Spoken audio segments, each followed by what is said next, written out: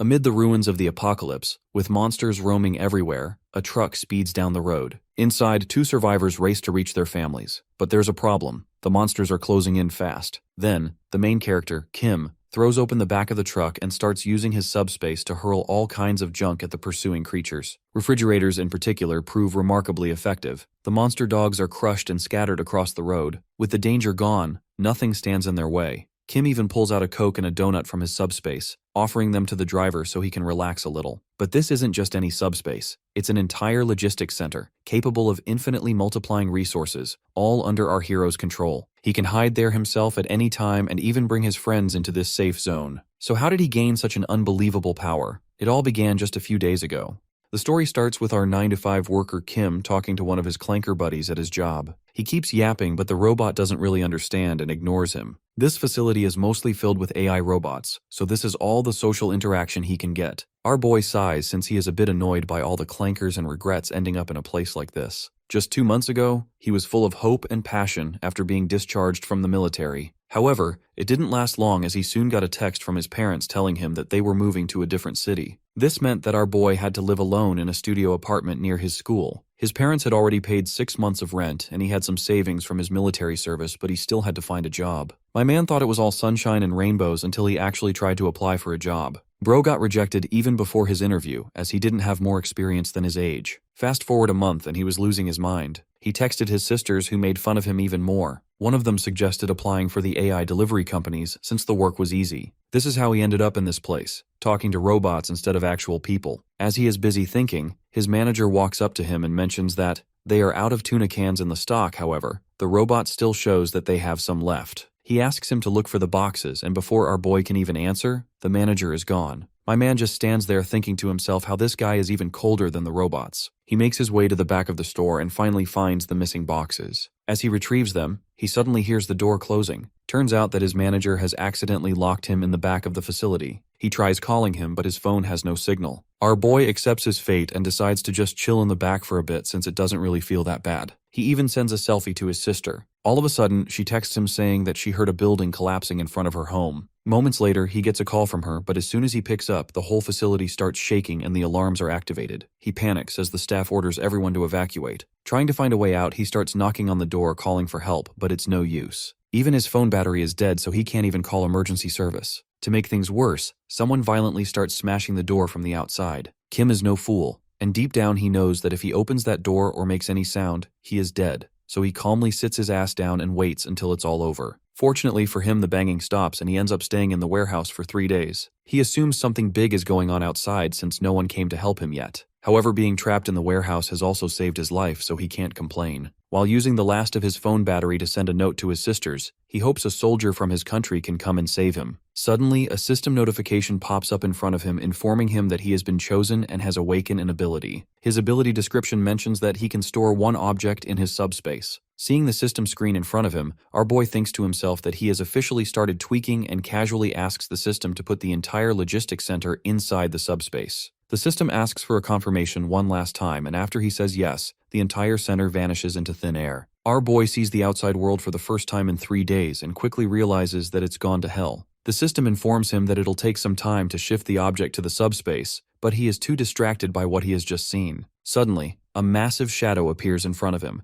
and without even looking back, our boy can tell it's nothing good. He composes himself for a second and runs as fast as he can while screaming for help. While looking back, he notices that the creature chasing him is an ogre, and judging by its speed, it's going to catch up to him soon enough. Lucky for him, the system finishes synchronization just as the ogre is about to rip him up. He quickly says yes to the confirmation message and gets teleported to his own subspace through a portal. The ogre is still outside and he can see him through the hole, but the creature can't pass through without his permission. However, that's not even the most surprising part, as our boy looks back to find himself standing in the logistics center he jokingly stored inside his subspace. As he tries making sense of all this, he gets a notification telling him that he has received a reward for completing the tutorial and entering his subspace for the first time. This reward turns out to be a mana stone, and our boy has no idea what to do with it. Moreover, that ogre is still at the door knocking. Just to be safe, he confirms from the system that the creature can't come in unless permitted to. While looking through the system window, he reads some of the stats for the logistics center. Our boy notices that the center only has 2 minutes left and asks the robot what it means. The robot explains that he has to continue providing power to the subspace in order to keep it operational. To do that, he can use his mana stones, as one of them will keep the facility running for 24 hours. Kim notices that his robot pal Pax has become smarter. While they are talking, the power suddenly shuts off. The robot warns him that without power, some of the food items and the robot itself might suffer serious damage. Apparently, there is a dedicated system inside the facility that stores and ships fresh veggies, meat, and even other food items. Our boy quickly realizes that in his current situation, food is the most important element for survival. He asks the robot how he can get more of these stones. The clanker mentions that in order to get more mana stones, he must kill the monsters outside. Our boy is a bit shocked hearing this, but he decides to use his mana stone to power the facility for now. In order to fight those things, he needs a weapon, so he starts looking at some toolboxes. He knows that it's too risky to attack the monsters up close, so he starts looking for things that he can throw from a distance. However, judging from the size of the tools, he isn't sure if they are going to do any damage to the massive ogre. Still, our boy doesn't really have any choice, and it's not like he has to kill it in one shot, so he stops thinking and swings an axe at the ogre. As he expected, the strike does little damage to its thick muscles. After slashing the ogre for a bit, he goes back to check the remaining stock and realizes that he only has one axe left in the box. He asks the robot to check for the remaining stock while wondering if he should use something heavier to target the joints. At the same time, the robot finishes searching and mentions that he has 15 axes left in the stock. Hearing this, he thinks to himself that he should use them sparingly. However, he soon realizes that the number of axes in stock was the same when he started throwing them. Our boy starts running to the tools section and notices a bunch of axes lying around.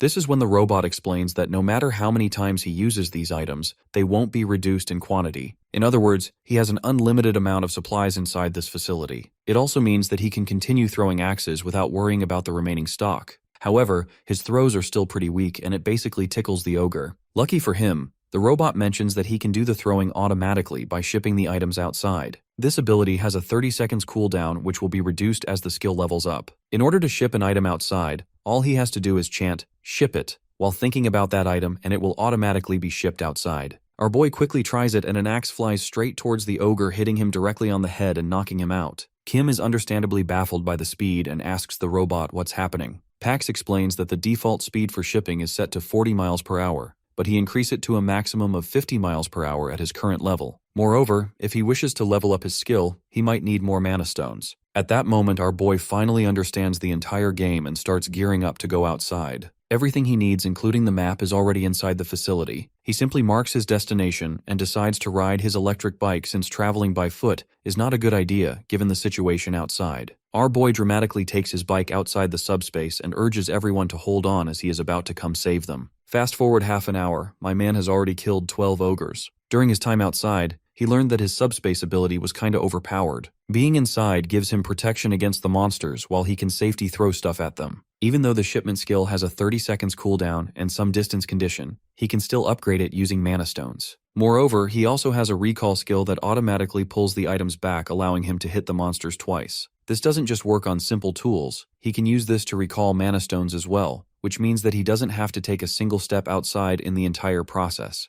By now, he has collected 13 mana stones, and as long as he can keep the facility running, he won't have any trouble surviving. With these thoughts, he steps outside the subspace, since he also needs to get his family inside. However, he quickly notices something flying high in the sky and realizes that ogres aren't the only monsters he has to face. While he is distracted by the wyvern, he hears strange noises in the distance. Our boy immediately knows that it's a person calling for help. Surely enough, some old guy is being chased by a giant wyvern and he's too slow to escape. The monster strikes him down using its tail and continues following him. One of his friends runs over to help, but the monster casually ignores him and continues focusing on the old man. The guy wonders if it's targeting the old guy because he is an easier prey. With a knife in his hands, he thinks about attacking, but deep down, he knows it won't do a thing to the giant monster. While this is happening, both the men notice a bright light approaching from a distance. Before they can react, someone throws an axe at the wyvern, killing the monster on the spot. Outboy casually arrives on his bike and asks them if they are okay. The two men are completely shaken and question if he is a soldier. He points to his uniform and explains that he works in the warehouse of the logistics center. This surprises the men even more, and they assume he must have some powerful ability since he took down that monster in a single hit. It turns out that one of the men also has an ability, but it's only driving, and he has not gotten the chance to use it yet considering their circumstances. Our boy asks them if there are any other people around,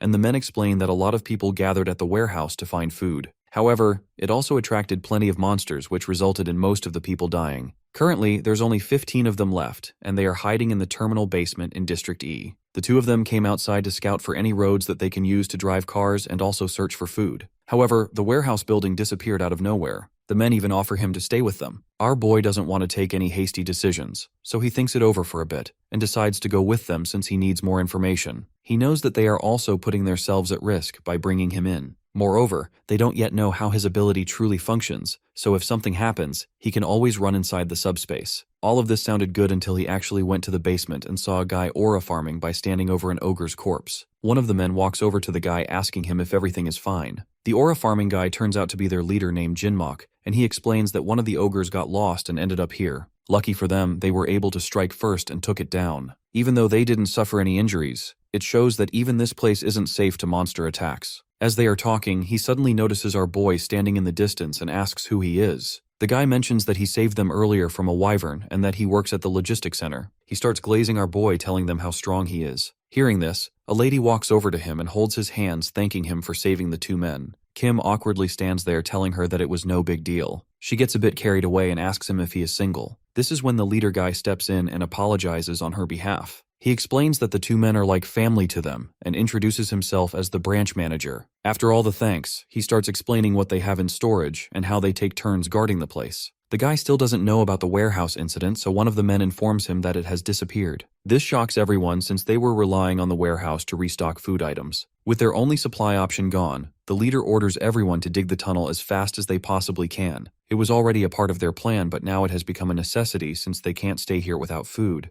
Everyone agrees with him and appears determined to dig the tunnel. Meanwhile, our boy is clueless about the whole thing and asks what they are talking about. The guy explains that there are people living in other places and they can only get to them through vehicles. Unfortunately, every single exit is blocked except the tunnel, but that too is surrounded by a bunch of wyverns. They have been saving food items so they could slowly prepare to move out through the tunnel, but considering their current situation, they don't really have any time to wait around. Jinmok tells him that he doesn't really have to go with them since he can still leave this place on his bike. Our boy mentions that he also needs a car so he can't really avoid the tunnel. In his mind, he knows that he can deal with the wyverns by himself, but he still doesn't want to reveal his abilities yet. Even though they look like good people, they are in survival mode and have been fighting monsters continuously. It's better for him not to reveal too much information. He suggests going into the tunnel by himself to assess the situation first, but in reality, he wants to take them all alone to not put more people at risk. When he killed the ogres earlier, he looked into the system for some upgrades. It showed him some new skills like precision delivery, shipping 2 items at the same time, and automatic shipping. All of these abilities took 10 mana stones to unlock. Our boy decided not to use his mana stones for now and to save them for later. Kim grins as he thinks to himself that there is only one thing he needs to upgrade in order to kill these wyverns. His plan is to clear the tunnel by himself, collect all the mana stones, and upgrade his abilities more. However, it doesn't really work out that way, and he is now stuck with the guy from earlier, who is also driving his bike. The guy mentions that they couldn't send him alone because it's dangerous, even though our boy saved both him and his buddy from a wyvern earlier. It's the same guy with the driving ability, so he asks him if he saw a pop-up when he started driving. The man reveals that he only saw one when he first got the ability, but he still feels like he can drive any vehicle. Bro ended up as an Uber driver in an apocalypse. Even our boy isn't sure about him and says that they can just walk if he can't drive properly. A few moments later, the driver guy climbs on the handlebar and starts riding the bike like a skateboard. He explains that it's easier to see this way. Meanwhile, our boy is almost shitting his pants since he can't even see what's in front of him. The guy spots a wyvern in front of them and asks what they should do. They end up doing a drive-by and snip the monster in the head. With the wyvern down, they finally reach the tunnel. Unfortunately for them, even more wyverns are waiting for them at the entrance. The driver guy freezes in fear and starts counting his last seconds. Before he gets slimed, our boy opens the system window and quickly upgrades his shipping skill to reduce its cooldown.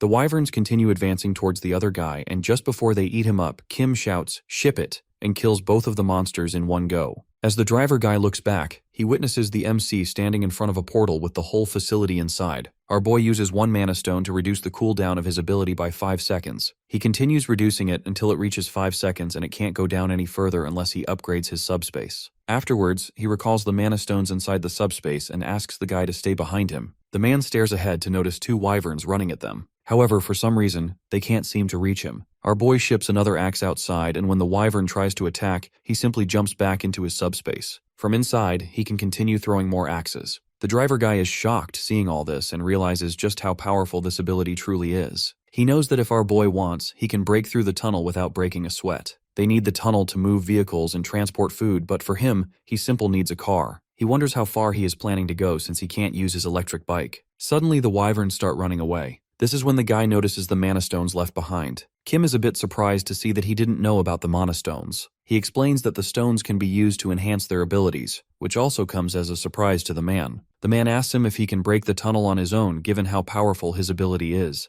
Our boy simply grins and avoids answering, which makes the man even more worried. Kim explains that he only wanted to come here and see if he could clear the tunnel by himself. Revealing his abilities wasn't part of his plan. Hearing this, the man feels bad and apologizes for ruining his plan. Our boy assures him that it's all good since he wouldn't be able to find his way to the tunnel without him. As the two decide to go back, the man questions how far he is planning to go with the vehicle. He reveals that he is planning to go Ujeongbu to meet with his family. Something clicks in the driver's mind and he shouts that he is also planning to go the same way. His family lives somewhere in the middle, so he asks our boy if he can go with him. The man knows that he might not be able to make it back safely even if they clear off the tunnel. Kim, on the other hand, can easily fight off the monsters. He suggests teaming up with him as the driver and our boy working as the fighter. Hearing all this, the MC realizes that it's not actually a bad deal. The man is pretty good at driving and teaming up with him will also allows him to hide his abilities from others. He decides to trust the man and agrees with his plan, but on the conditions that he will clear the tunnel by himself and he won't reveal anything about his abilities to the others. The guy quickly agrees and assures him that he will convince everyone else. A few moments later, he is standing in front of everyone glazing our boy and his abilities. Now everyone knows he is going to clear the tunnel alone and he has some powerful skills. During all this, our boy just awkwardly stands there thinking to himself that he is screwed. However, since it's all in the open, he decides to go with it and announces that he will be clearing the tunnel by tomorrow morning. He knows that they are worried about food, so he needs to clear it as fast as he can. When he is done talking,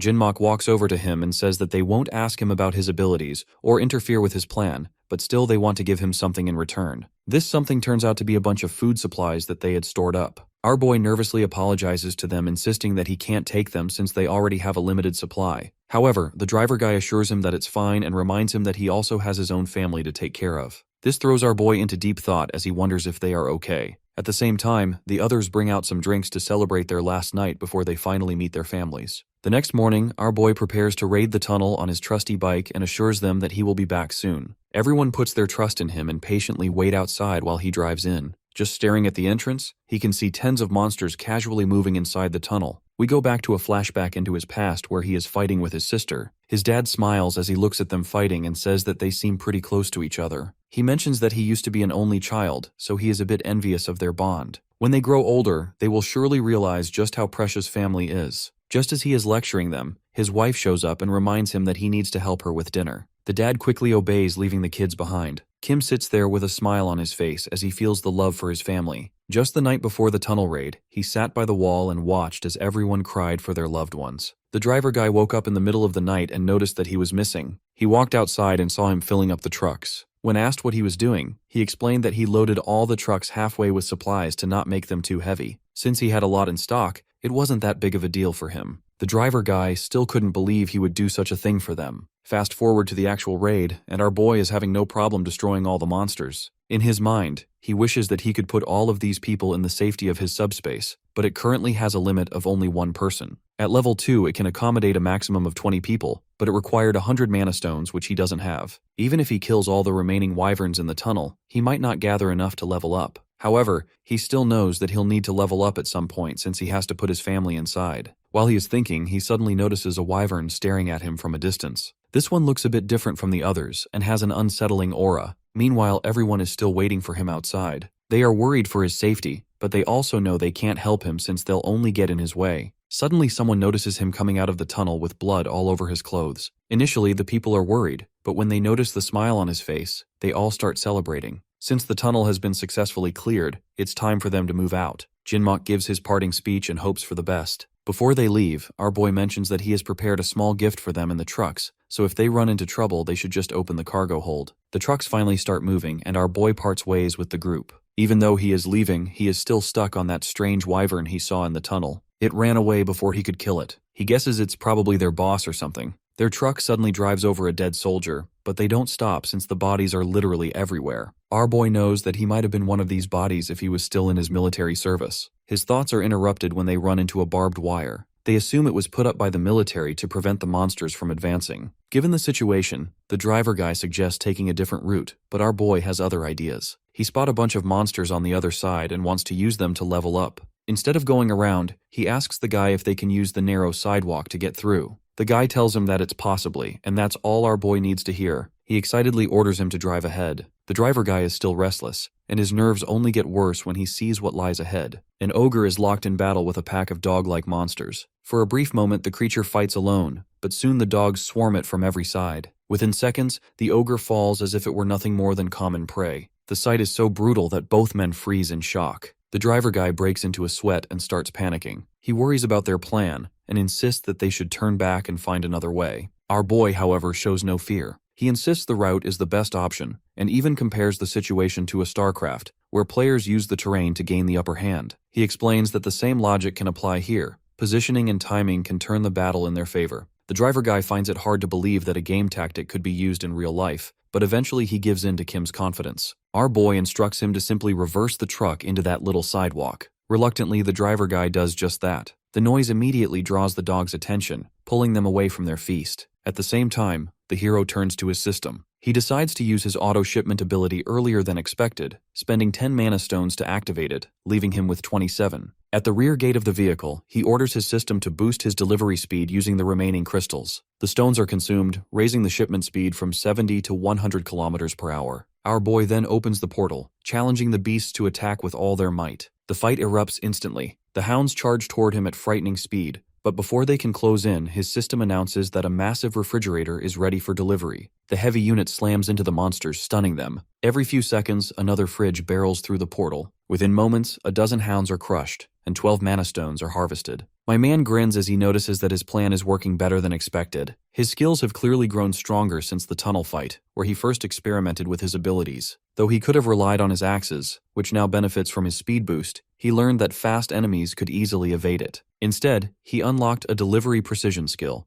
It launches attacks directly forward but only activates if the enemy stays in range. Against the hounds, this tactic proves far safer. If he had used axes, their speed might have let them dodge and overwhelm him. Moreover, these monsters don't run away even when a bunch of them are killed. In this situation, he knows that in just a couple of seconds another hound could close in on him. Swinging an axe against such fast enemies would not be very effective. A refrigerator, however, is another story. When it slams into them, it doesn't just hit one, it crushes several together, breaking their momentum completely. Because of this, he hardly needs to lift a finger as the system handles everything on its own. Watching the endless cycle, our boy grows lazy and even a little bored. He orders his clanker buddy Pax to keep sending deliveries without stopping, and the system obeys. The pack keeps charging, but another fridge always meets them head-on, killing them instantly. From the driver's seat, his friend stares in horror. He can't believe how this man is throwing refrigerators one after another, since he had always assumed his main weapon was an axe, not endless appliances. And unlike the axes, he doesn't even bother retrieving these fridges. He just keeps summoning more. Just then, the side door opens and R steps out casually, asking if he wants something to eat. Shocked, the driver blurts out a question, demanding to know if he truly has unlimited stock. For a moment, Kim looks puzzled, then asks him if he didn't already know. The driver quickly explains his misunderstanding. He thought he had been recycling the same axes by picking them up, not creating new ones each time. Our boy bursts out laughing, clarifying that he only retrieved the axes so no one else would get hurt. Leaving sharp blades lying around could cause accidents. That was the only reason, nothing more. Hearing this truth, the driver breaks into a cold sweat and asks again if the resources are truly endless. My man quickly says yes and changes the topic back to food. His friend nervously asks for a Coke Zero and a donut. Inside the vehicle, the guy lowers his head and apologizes to our boy. He admits he never really understood his ability and feels guilty for receiving kindness, food, and protection without realizing the truth. Our hero only smiles and reminds him of the day he chose to follow him into the tunnel for patrol. That memory makes him thankful. He mentions how he appreciates the trust shown to him and promises to return the favor if he ever needs anything in the future. The driver guy also expresses gratitude, thanking him for taking care of him and for wiping out the monsters, saying it will let him reach home sooner. He explains that once they cross the bridge, his house is only an hour away. Our boy is excited for him to be finally meeting his family. Even so, the driver worries about what condition his family might be in, hoping they are safe and waiting for him.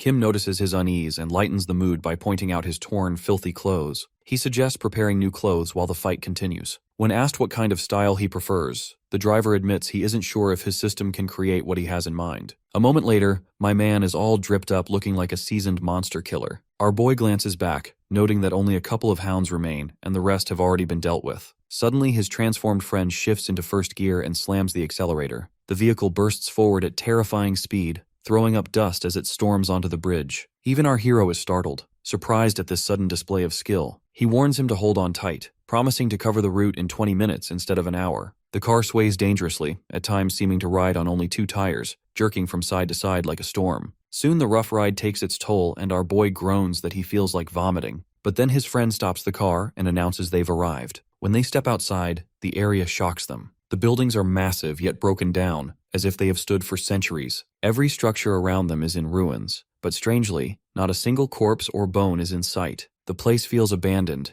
completely different from the main street, with no trace of human life. At last, the driver guy reaches the gate of his own home, but when he faces it, fear grips him. His hands tremble and he can't bring himself to press the keypad. He dreads what he might find inside, thinking what he'll do if his family is gone. The hero watches from behind, silently understanding. This man drove the route in less than 20 minutes, but now he cannot take a single step forward. He knows why. When there's even the smallest chance of finding loved ones alive, no one wants to destroy that hope by opening the door too soon. If he were in his place, he would also hesitate. To make things easier, he offers to press the doorbell for him. The guy feels nervous but agrees with the suggestion. Our boy knows no one wants to face a painful truth, so he decides to open the gate himself. He looks back one last time, but before he can ring the bell, the gate unlocks on its own. Both men freeze in shock. A woman and a little girl stand at the entrance. The woman cries out for her husband, and the child runs forward, calling for her father. The moment the driver guy sees them, his emotions overflow. Tears stream down his face as he runs to embrace his wife and daughter. Seeing them so emotional, Kim feels genuinely happy that his family is alive. Curious, the guy asks why the wife opened the door. She explains that she heard noise outside, peeked through the peephole, and saw them waiting there. He tells them just how glad he is to know they're safe.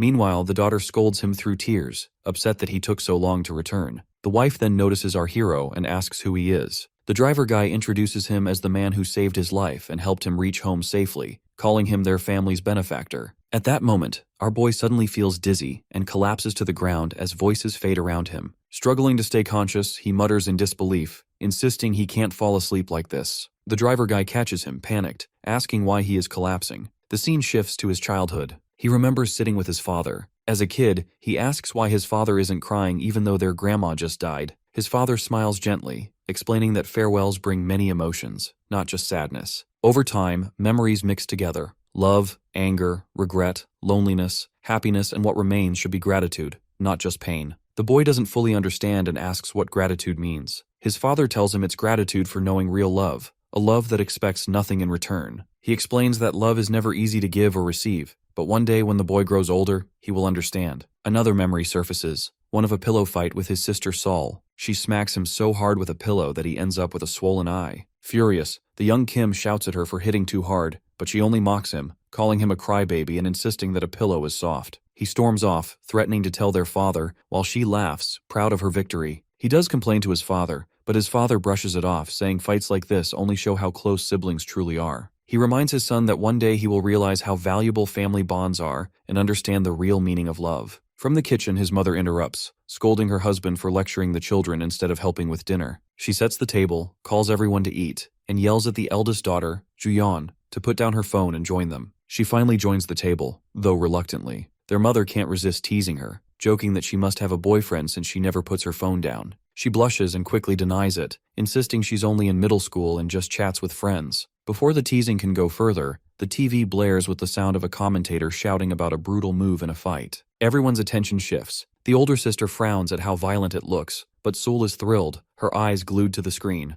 The older brother turns to her, reminding her that she'll soon be in middle school and encouraging her to join a boxing or sports club since she's pretty good at that. The little sister agrees right away, and even brags that this is why she chose the school in the first place. Meanwhile, her brother isn't that young anymore either. He is about to start middle school, and he feels a huge sense of relief, convinced he can finally escape his sister and start fresh. On his first day, though, he notices a difference. His classmates wear crisp new uniforms, while his own is worn out and oversized, clearly a hand-me-down. Still, he feels happy just to be wearing the uniform. even if it doesn't fit well. Time passes and he grows older. In high school, he finds himself once again in trouble, this time at the hands of bullies. 3 or 4 of them gang up on him, beating him badly. Just as the leader raises his fist to land a final blow, a hand grabs his wrist. It's his sister. With a cold, disappointed look, she stares at her brother's pitiful state before telling him that from the next morning, he'll be training with her. His heart sinks, as he knows her training will be pure torture. Despite this harsh routine, life continues. One day, a notification pops up. His older sister has been accepted into nursing school. Their father announces the news proudly, leaving both siblings stunned. More time passes. One evening, while our boy is working at the computer, his dad calls him over and tells him it's time. He looks confused until his father hands him an official letter. The moment he reads it, his heart drops, since it's the government notice for his mandatory military service. The day of departure arrives. When his sister sees him with his short military haircut, she bursts out laughing, teasing him without mercy. Meanwhile, his mother, worried, tells him to take care and come home safe. With a cheerful wave, the young man leaves alongside other recruits. His family waves back happily, but once he walks some distance, his true feelings break through and he starts crying. The scene shifts again. In the present, he slowly regains consciousness. He realizes he is lying on a soft pillow inside someone's house. Confused and disoriented, he looks around, trying to make sense of where he is and what happened. As his memories return, our boy panics. He realizes he actually fainted, and the last thing he recalls is the driver guy reuniting with his family. Worried something might have gone wrong, he quickly summons his axe through a small portal. A voice behind him suddenly breaks the silence, asking if he is awake. Startled, he turns and sees the driver guy's wife and daughter calmly sitting at the table, eating. For a moment, they all just stare at each other. His eyes then fall on the driver guy, who is resting peacefully nearby. The wife explains that he had collapsed suddenly and fallen into such a deep sleep that she hadn't dared to wake him. Embarrassed at drawing his weapon in the wrong place, he quickly sends the axe back into his subspace and asks how long he was out. The wife replies that it was only 3 hours and expresses her heartfelt gratitude for how much he helped her husband to survive and reunite with his family. Our boy feels awkward under such appreciation, insisting it wasn't like that and that the driver guy helped him just as much. While they are talking,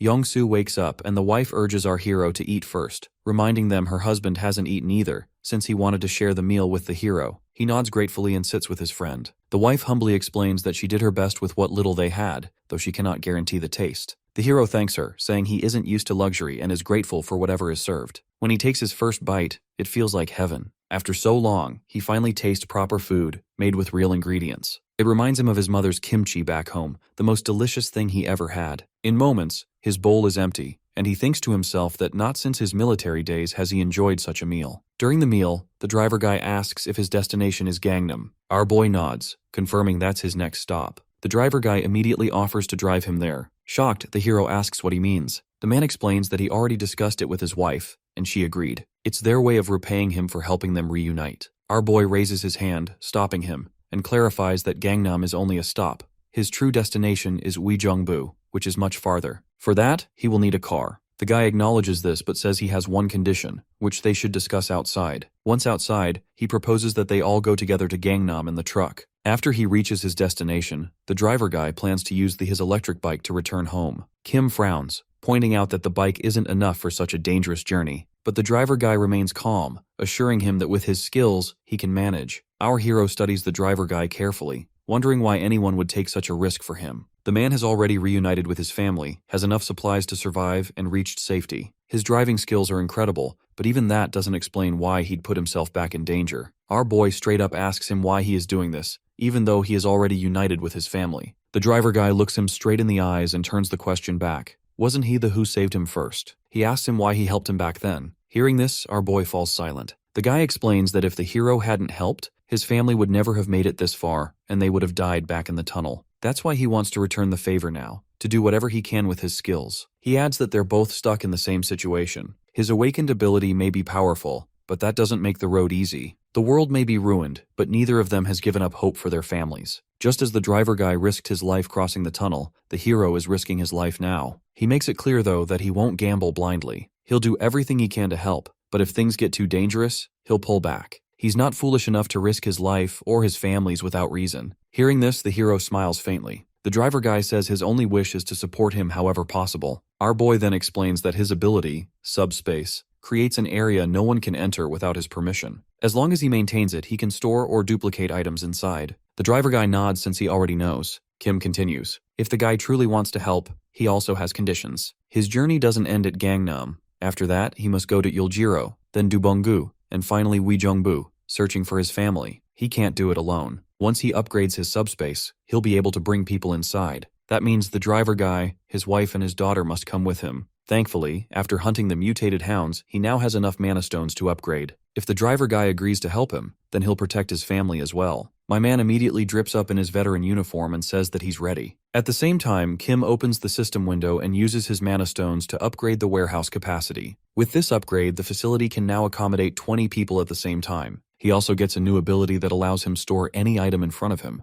The maintenance cost for the facility also rises to 6 mana stones. Our boy decides to ignore all these details for now and allows the family to enter the subspace. The three of them step inside, and for the first time, they witness something beyond the chaos of their world. Our boy introduces them to Pax and explains that if they need anything, they can just ask the robot. The wife feels hesitant using all the items since they seem too precious, but he assures her that the facility has an unlimited supply so they can do whatever. After explaining everything to them, he informs the guy that they will leave in 30 minutes and decides to check his new abilities. His main ability is to store any item in front of him in the subspace. Back then, when he first awakened his ability, he unknowingly put the facility inside the subspace. As a result, the Pax eye of the facility and his system merged, creating something far more powerful. From then on, his subspace gained more functions apart from just entering and exiting it. Since his abilities were so powerful, he didn't expect anything else for leveling up. However, now that he stares at the system screen, he can see that leveling up would allow him to store one more object. The idea still makes him shiver. Moreover, for 50 mana stones, he can install a lab inside the facility that will allow him to combine and transform items registered in the subspace. He doesn't really have enough mana stones to try out this ability for now, so he decides to experiment with the subspace itself. My man imagines testing the limits by trying to store something ridiculous, like the entire Earth itself. To his surprise, the system actually prompts him to confirm the target. Without hesitation, he gives permission, though in truth it's a reckless choice. Fortunately, the attempt fails. The system informs him that the Earth is beyond range. Everyone is safe, and disaster is avoided. Relieved, he sighs and mutters that he expected this outcome anyway. Before he can dwell on it further, the driver guy interrupts with something practical. He has checked the routes to Gangnam and points out a road on a map. Our boy reminds him that he was supposed to play with his daughter instead of worrying about maps, but the driver only gestures behind him, where little girl is already fast asleep. The guy admits once again how grateful he is. The hero tells him they're simply helping each other, nothing more, but he promises that he will keep giving his all to support him. The next moment they are both in the truck and the guy is all dripped up again. This makes our boy a bit nervous, and he asks him if he can drive slowly this time. As expected, the driver speeds up even more, saying it's his turn to repay the favor. A few tears roll down Kim's face as he accepts his fate.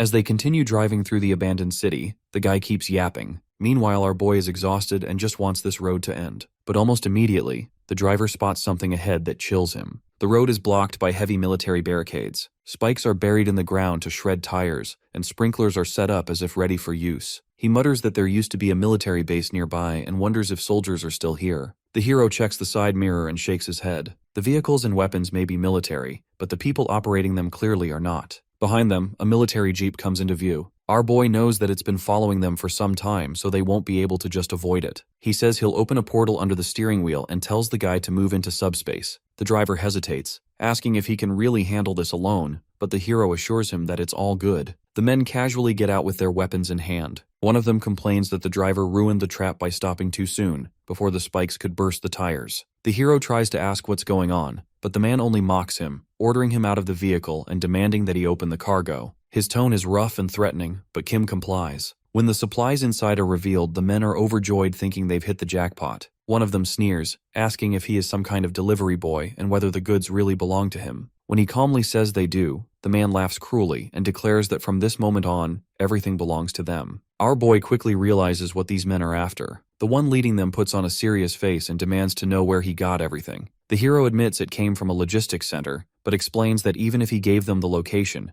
they wouldn't make it since all the roads are blocked. He only reached here after a long detour. Still, he offers to guide them personally if they want. The man narrows his eyes and asks how much food remains there. Our boy says he only brought a little with him, but there's much more left at the center. Suspicious, the man presses him, asking if he's telling the truth. The hero assures him he is. Before the conversation can continue, another soldier reminds the leader that it's time to move. The man nods, mutters that they have no choice, and orders his men to catch him. Before Kim can do anything, they start beating him up and cover his face with a cloth. When he regains awareness, he finds himself bound to a chair, treated like a prisoner. The men announce his capture to their commander. Just a look around and our boy can tell this place is no good. The fat commander asks him once again where he got all the food from. He reveals that he got it from the Gunpo Logistics Center, and the commander praises his choice, calling him smart. He then goes on to explain that they are in a military communications headquarters. After a bit, they see some huge wyverns flying outside the window. The fatty claims that he is strong, yet he almost died to one of them. Initially, the military tried fighting these monsters using weapons, but they failed. Then they decided to hire people like him to fight them.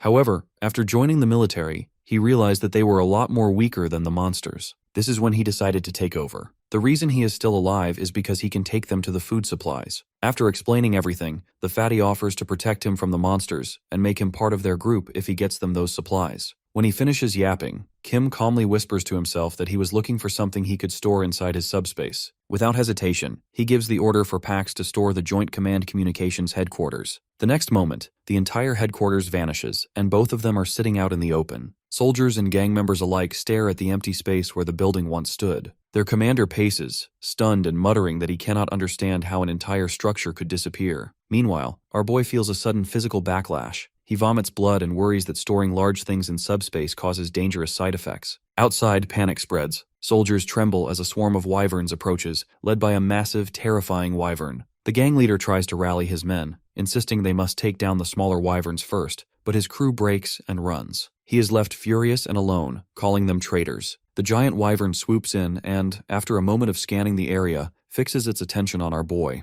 At roughly the same time, he receives a system notice asking permission to admit a wounded soldier into subspace. He accepts. The injured man is the soldier he rescued earlier. He is weak and dizzy from the side effects, and he thinks that next time he must be more careful about what storing things does to his body. The gang leader tries to attack the wyvern with full force, boasting about his strength, but the beast kills him in a single strike. Our boy ignores him and carries the injured soldier to a bed inside subspace. He and the driver guy check the wounds and, with no medical expertise, can only hope the man recovers on his own. From the wounds and the soldier's condition, they suspect gang torture and prolonged malnutrition rather than a single brutal assault. Their conversation turns to the new communication headquarters building he put inside the subspace. The driver guy confirms what he suspected, telling him that the area around the logistics center has indeed expanded, and the new structure looks like a very large military base. Kim had been blindfolded when taken inside earlier, so he never saw its full size, but now seeing the real thing, he realizes just how huge it is. He asks Young-soo to watch over the soldier and decides to explore. The base is far too big to move through on foot, so he borrows a bicycle to travel faster. He realizes the place is full of guns, ammo, explosives, vehicles, and gas masks. It's exactly what survivors need in this world. But unlike the logistics center where PAX handles inventory and shipment, this base is organized into departments. Weapons here, magazines there, explosives in another wing. He will have to physically fetch items from different sections and assemble them manually. That complexity worries him, as he believes that supplies here are finite, not infinite like the warehouse. The AI drone suddenly hovers overhead and speaks, explaining that the subspace program is linked to the logistics center and that PAX still controls parts of the system. The drone says the sector he just added is being integrated and will be treated like part of the warehouse. The hero asks if rifles and ammo can be duplicated and shipped like items from Sector 1. The drone confirms that is the goal, but the classification process is only 0.81% complete. If the hero needs something urgently, the drone offers to prioritize and code specific items first. Our boy requests rifles, ammo, grenades, vehicles, and fuel. The drone acknowledges the order and says priority coding has begun. Within 10 minutes, those items will be available. As a safety measure, he asks the drone to lock access, so only he can use the items. The drone confirms that restriction is possible. He trusts the driver guy and his family, but he also has a soldier in the subspace, so he can't be too careless. Before leaving the base interior, he peers outside through the portal and sees corpses scattered everywhere. Kim mutters that the problem outside is far from solved, since there are still too many wyverns. Moreover, he isn't planning on letting the giant one go this time. The scene shifts as the group prepares themselves. The driver guy recalls his military days, thinking back to the time when his shooting skills were sharp. He wonders if after so many years he still has that ability. Meanwhile, our boy sets out boxes of magazines, explaining that each one holds at least 10,000 rounds. Even if a gun fails, he should simply discard it and grab another. The system had unfortunately registered the magazines separately from the guns, making things more cumbersome. For his own sake, he asks the guy if he knows how to shoot. My man simply picks up a gun, telling him that he would rather show than explain. He starts firing continuously, unleashing a relentless wave of bullets. The wyverns start falling one after the other. The two of them pause to take a break since all the wyverns appear to have died. However, our boy knows that something is off since he can't see the corpse of the big wyvern anywhere. He reminds them that the corpse of the massive wyvern is nowhere to be seen. Outside the portal, the giant wyvern lurks silently, lying in wait for an ambush. It even tests the portal, but fails to enter without the hero's permission. Suspicious, the driver guy examines the fallen bodies but finds nothing hidden. Kim then proposes a test. Instead of stepping out blindly, they can use a remote-controlled decoy. If the monster attacks, they will know it is still waiting and start shooting. They build a dummy, place it on a remote control car, and send it out. The moment it rolls through, the giant wyvern strikes instantly. The driver guy prepares to shoot, but when he actually locks eyes with the monster, he freezes in shock. The wyvern hammers at the portal in frustration but cannot break through. Our boy shouts for the guy to snap out of his fear and join the attack. Shaken, he obeys, and together they pour gunfire into the wyvern. But even after countless bullets, the monster stands unharmed. Our boy remembers the words of the fake commander who told him that his attacks weren't working on the dragon, as if something was blocking them. Even now, it doesn't seem like the bullets are being stopped by the hard skin, but something else. The wyvern roars again, furious. At that moment, a grenade rolls at its feet. The MC wants to test if overwhelming explosions will break through the defense. He throws grenade after grenade, duplicating them endlessly, while his friend joins in. For a long while, the air shakes with non-stop detonations. At last they pause as their muscles give up. The two wait for the smoke to clear, hoping to see the wyvern dead, but when the dust clears, the giant wyvern is still standing. The only mark left is a faint scratch on one claw, which it raises mockingly as if to show how useless their efforts have been. My man can't believe how this monster can withstand a brutal assault. Then, to his shock, the beast simply turns and walks away. The driver guy wonders aloud if it truly left. Our boy is still uneasy and thinks the retreat isn't because of them, but for some unknown reason. In any case, now that the monster is gone, they can continue moving. While driving in their military jeep, the guy admits that he has never seen anything so huge. Kim agrees, disturbed by the memory of the grenades doing almost nothing. He reflects that grenades are meant to kill instantly, yet against this beast, they barely made a dent. He thinks about stronger explosives and bombs that could destroy entire cities, but using them would risk countless innocent lives. Even then, there's no guarantee such monsters would die. If he went that far, others might see him as a villain worse than the creatures themselves. He realizes he needs an ideal weapon, something as powerful as a bomb but targeted, fast and precise, causing minimal collateral damage. For now, grenades remain his best option, but he must keep improving his powers to prepare for even stronger foes. Checking his system, he finds he has gathered 314 mana stones from the endless waves. The number shocks him as it's far more than he expected. Using them wisely, he begins to strengthen his abilities. He increases his launching speed from 100 to 150 km/h, reduces his shipping time from 5 seconds to 1, expands his simultaneous shipping capacity from 2 items to 4, and doubles his launching range from 25 meters to 50. Even after these costly upgrades, he still has 189 stones left. There's one thing that he has his eyes on. He quickly uses 50 mana stones to unlock the Parallel Dimension Lab. To test it, he asks his driver buddy to park the car so they can rest and experiment with his latest power. The driver guy studies the road ahead and points out that Gangnam isn't far now. Since there are no monsters nearby, he suggests Kim should enter the portal while he keeps driving. Our boy hesitates, thinking it sounds risky, but the driver guy assures him he isn't tired at all and can drive easily. To ease his concern, he proposes keeping the portal open inside the car. That way, while the car moves forward, the portal will move with it, and if anything dangerous happens, he can jump inside instantly. Hearing all this, our boy jumps inside the portal and starts exploring his new lab. As he explores, a screen appears with options. The first option is Combine, allowing him to merge 2 or more items regardless of their physical condition. The second option, Separate, lets him divide any object into parts without destroying the material. A third option remains locked. Our boy immediately imagines the possibilities. He could merge a gun and a magazine into one complete weapon. He could even remove parts safely like a grenade safety pin without triggering it, since objects inside his pocket dimension obey only his commands. To test this, he registers a grenade without its pin, spending 15 mana stones. It may not be enough to crush a massive wave, but it's still a useful tool. Then a better idea strikes him, merging 2 magazines into one to double the bullets, or perhaps combining different objects to craft entirely new weapons, something more powerful than a bomb, but with a smaller damage radius. Meanwhile, outside, the driver guy stops in front of a barrier made of cars. He stares in disbelief, wondering how anyone could build such a wall. At that moment, our boy steps out of the portal and notices the huge barrier ahead. The driver guy suggests turning back,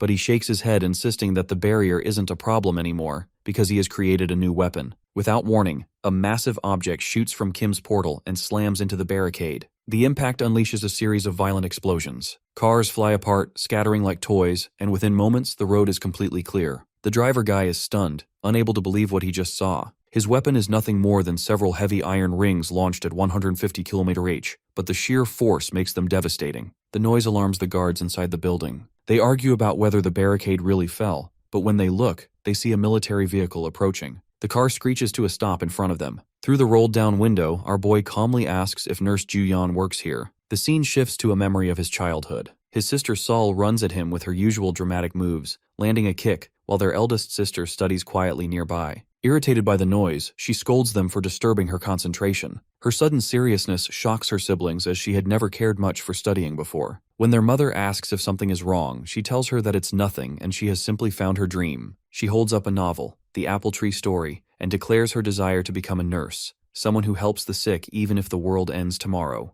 At first, the family doubts her, but her determination proves real. Over time, her grades rise, and eventually she is admitted to nursing school. Back in the present, she finally sees her brother again. Tears fill her eyes as she checks him over, worried if he's hurt. Kim cries even harder, relieved that she has survived. The siblings embrace tightly after so many years apart. After calming down, he introduces the driver guy, telling her that he helped him along the way. The sister suddenly remembers she has a chocolate bar and tries to offer it, but our boy laughs and declines, explaining that his subspace already has more chocolate than he could ever eat. Instead, he leans close and whispers that he has a patient. The word instantly changes her expression, and she demands to know where the patient is. He explains that the patient isn't physically here but inside his ability's subspace. Surprised, she realizes that her brother is also an awakened. He nods and says he needs to open the door discreetly, away from watching eyes, so no one suspects. He thinks for a moment and suggests they go inside the hospital instead. They should be able to find a quiet corner or an empty room there where he can safely open his portal. So he brings his sister into the hospital. The building is still full of patients, just as it had been before the world changed. Eventually, they step into a staff room, and the driver guy quickly closes the door behind them. At last, he opens his portal and takes his sister inside. Like anyone who steps into it for the first time, she is shocked by the huge buildings in front of her. She asks what all this, but he simply tells her that he will explain it all later. He leads her to the injured soldier, and after her initial analysis, she shakes her head and says he won't survive. Her words shock both her brother and the driver guy, but then she explains that things are a little different, because she herself is also an awakened. Her ability is healing. Her level is still low, so she cannot cure him fully,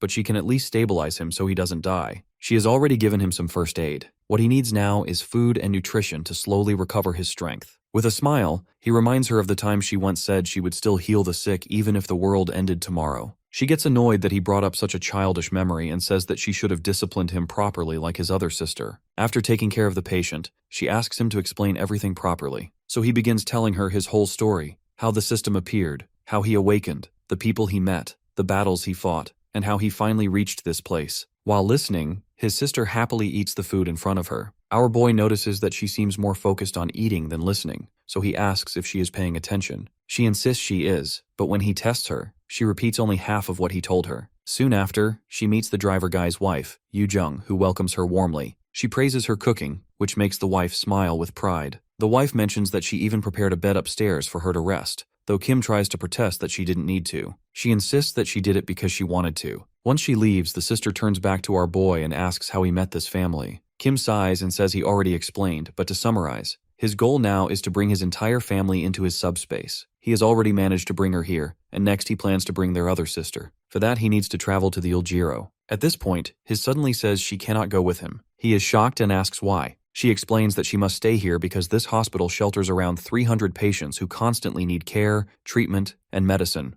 Other nurses can help, but the real issue lies deeper. The scene shifts to the upper floor of the hospital where two men are discussing the hero's arrival. One confirms that after the explosion outside, a military vehicle entered and immediately asked for Nurse Ju-yeon. The guy in charge turns out to be Jin Seong-hak, the head of the internal medicine department. After hearing all this, he decides they are probably not enemies. He says they should offer food and shelter to his group, but keep control of supplies and make strategic use of his sister. The guy looks back at a huge muscular man and asks if those guys are stronger than him. The big guy appears done with his yapping. He still replies that it's unlikely. They also mention the barricade outside. The big man explains that he already rebuilt it, piling the vehicles even higher than before, showing just how powerful he is. Back in our hero's subspace, his sister quietly reveals what worries her most. She suspects the department head is controlling people by poisoning them. She believes the man has some sort of ability tied to poison, strong enough to turn others into his slaves. With the exception of herself, almost every awakened person here has already fallen under his influence, working for him in food preparation or managing mana stones. She swallows her food and explains that she suspects some of the other nurses may also have been poisoned.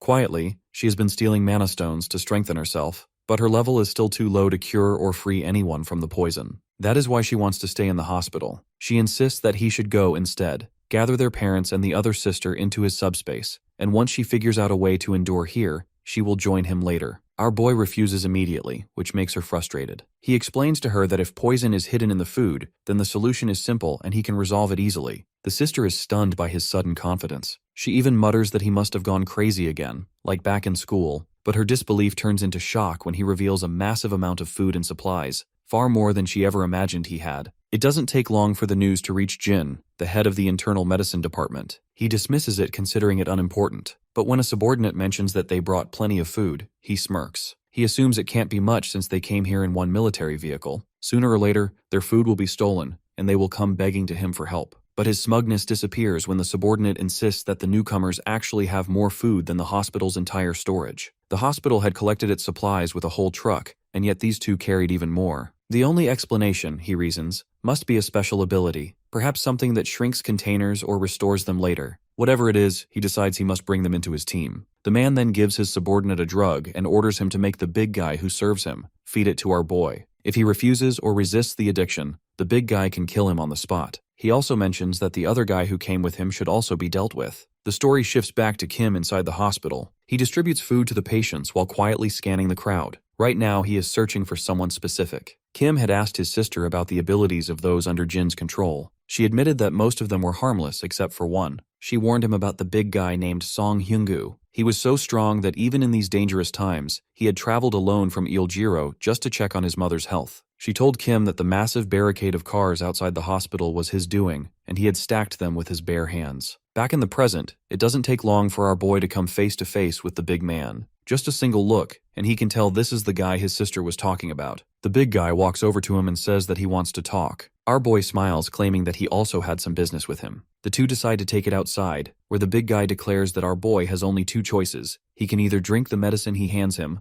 or die on the spot. Our boy realizes this was why Big Daddy lured him out here, where escape would be impossible. Instead of choosing, he smirks and declares a third option. He plans to trap the guy. Enraged, the man charges at him with terrifying speed. But our boy retreats into his subspace, blocking his attack. Before the big guy can react, a bowling ball hits him in the chest at a terrifying speed. Kim doesn't want to hurt him badly, so he is going easy on the speed. However, in order to bring him down, he needs to continue firing. While the guy struggles to get up, our boy seizes the chance. He quickly constructs a giant tower around him, sealing him inside. This makes him relieved, since he was able to capture the big guy without seriously hurting him. He goes back inside the hospital where his sister approaches, asking where he had gone. He begins explaining that he just came back after encountering the big guy, and points outside. When she looks out the window, she is shocked to see him trap and asks how he did it. Just then, the driver guy arrives, holding his head and groaning from a sudden headache. The sister immediately recognizes the symptoms, as it's the same drug they have been trying to cure in others. But the guy swears he never ate anything himself, only distributed the food. A moment later, Juyeon spots blood dripping from his finger and realizes the truth.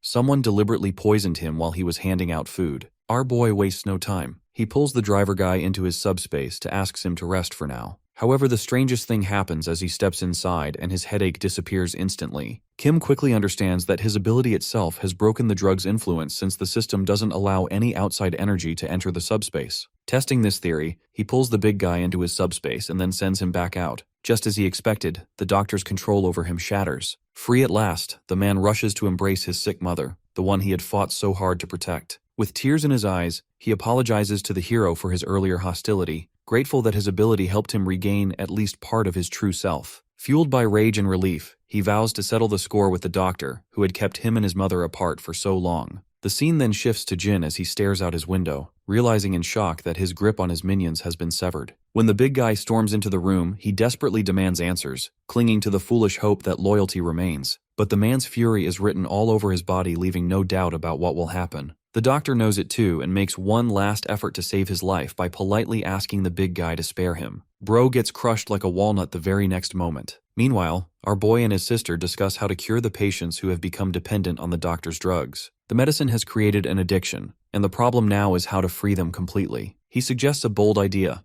Ordinary medicine won't work, but his subspace has proven effective. Since Youngsu's symptoms vanished inside, bringing all the patients into his subspace might be the safest solution. Before they can act, though, they notice something unexpected as the patients are slowly beginning to recover on their own. As they watch in surprise, the big guy returns. He tells them that everything has already been taken care of. His words, combined with the sight of the recovering patients, are enough for the hero to imagine the doctor's grim end. The man thanks him once again, speaking on behalf of himself and his mother, because without him, neither of them would have been freed. When he shares where he plans to go next, the man warns him of danger ahead. On his way to the hospital, he had seen something unusual, a giant wall rising from the earth. Though he couldn't measure it exactly, he believed it to be as tall as a building. With such size, traveling through the city by road had become impossible. Ordinary tools could never break through it. It would take immense energy and time, a fact that needed no further explanation. Our boy knows his path won't be easy. The monsters in this new area are different from the ones he has faced before. From the big guy's account, most of them are skeletons and undead beings.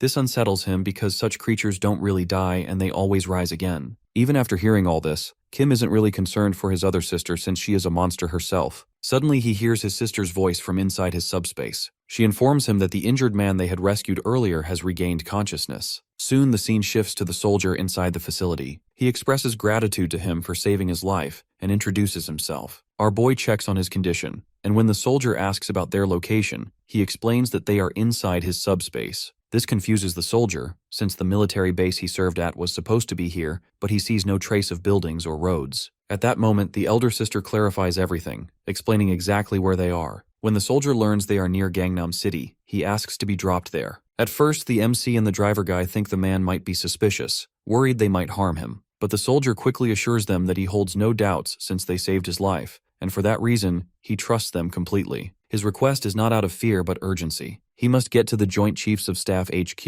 and report everything that happened at the communication center. Realizing how serious this is, the hero offers him food and asks him to share what he knows. The soldier initially hesitates but quickly folds over some pizza. He explains how one day outsiders began appearing in their world. These weren't just monsters like the hero had seen before. They included bizarre insects, strange animals, and even alien trees. The land itself started changing, as if mountains and terrain from another world were merging with theirs. The creatures were extremely dangerous, attacking anyone in sight and sometimes even turning against their own. Weapons were useless against most of them, so the government began recruiting awakened people and formed special teams to handle the threat. These teams made real progress, and for a while their region stabilized. But then a certain beast appeared and things worsened again. Soon, more and more monsters emerged that regular weapons couldn't harm. Desperate, they sent repeated wireless requests for aid to the command center. None were answered. With no support coming, they hired awakened people on their own and marched toward the command center. But when they reached it, they found the place deserted. Records revealed a rebellion had taken place and the command center was emptied out. From there, the situation spiraled. Some of the awakened they had hired betrayed them, and the land became overrun with monsters. The military was split in two, one side loyal to the government, the other siding with the rebels. The rebels blocked government relief efforts and twisted the chaos into justification for their revolt. For the soldier,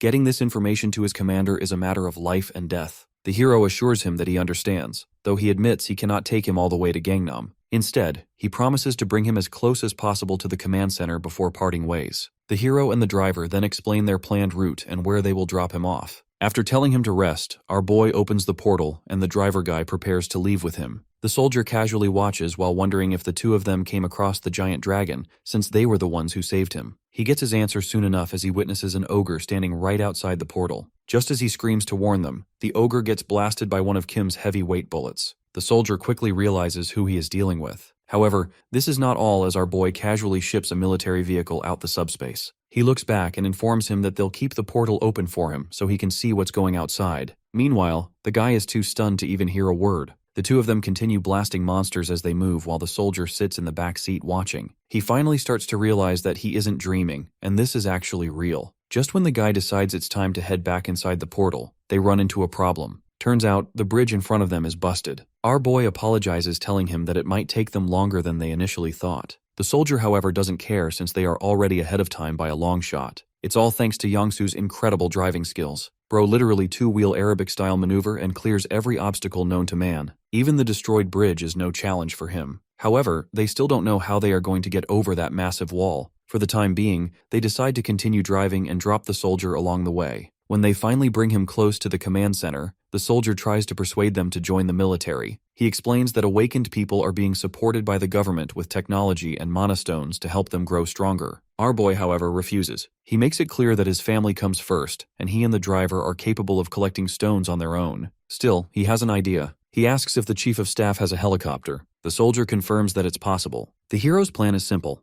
Instead of crossing the massive wall that blocks the road into the next city, he intends to fly over it with a helicopter. Together, they enter the command center. The chief is in his office going overt their current situation as most of their divisions have been lost. Suddenly, a soldier walks into the room and informs him that the leader of the DCC's 50th Signal Battalion wants to talk to him. Apparently, he is the only one who survived in his battalion. Hearing this, the chief immediately calls for the soldier. After meeting the chief, the man hands him the document about the coup. He also explains how Kim and the driver had saved him. The chief of staff listens carefully, then invites them upstairs. He thanks them for their efforts, saying their actions not only saved a soldier, but also helped the country. When the hero asks for a helicopter, he offers food, water, and supplies in return. The chief says the helicopter is indeed possible, but with one condition: he cannot give it freely since it is a strategic asset. If the hero joins the military as an awakened fighter, then everything he needs will be provided. The government itself may not even be stable anymore. The collapse outside has grown worse, and resources are scarce. That is why he so desperately needs the hero's help. With someone like him, perhaps balance could be restored. Our boy rejects the offer once more. For now, his only concern is protecting his family. Without his agreement, the chief refuses to hand over the helicopter. Yet, as the hero walks away calmly, showing no frustration or hesitation, the chief feels uneasy. He knows the man before him is far too valuable to let go so easily. So, he presents another offer. He explains that a group of awakened soldiers is trapped at Seoul Station, surrounded by countless skeleton monsters. They still manage to send signals, but they cannot break free. The chief asks him to rescue them. If he succeeds, the helicopter will be his. Even though the skeleton monsters come back to life after being killed, there is one way to make sure they stay on the ground. All of them have a core inside, and once that core is destroyed, a skeleton cannot come back to life. This sounds easy enough for our boy, and he heads into the skeleton territory with a bunch of military trucks. They continue smashing the skeletons with his ability until they finally reach the awakened soldiers. The trucks then successfully rescue the soldiers. While making their way back, our boy thinks about what the chief told him earlier. Even though his ability is effective against the smaller skeletons, there is a rare skeleton called the Skeleton Knight, which might be an exception. The chief had warned him to stay away from that skeleton. Of course, our boy doesn't listen and shoots a 200-kilo bullet at the skeleton on first sight. To their surprise, the skeleton uses his sword to cut clean through the bullet. The next scene reveals the shock of the soldiers and the military. The Skeleton Knight does something no one expected. It tries to speak. At first, its words are incomprehensible, but then it uses a strange magical item, and suddenly its language becomes clear to everyone. The boss monster introduces itself as Gwaine, one of the 12 knights who serve the Night King. Our boy quickly notices that Skeleton Knight has crushed magic stones to cast a spell, making his words understandable to humans. The skeleton questions him, asking if he is a mage bold enough to challenge him, and why humans are so eager to intrude in his territory. He even comments on human impatience, calling this only the first stage of something he calls the Establishment Project. But before the skeleton can continue, our boy suddenly launches an attack. The Skeleton Knight blocks easily, but our hero doesn't let up. Without responding to his words, he keeps striking again and again. None of his attacks land a real blow, yet he manages to study the skeleton's movements and fighting style. Deciding to push further, he spends 50 stones to upgrade his ability and unlocks a new skill,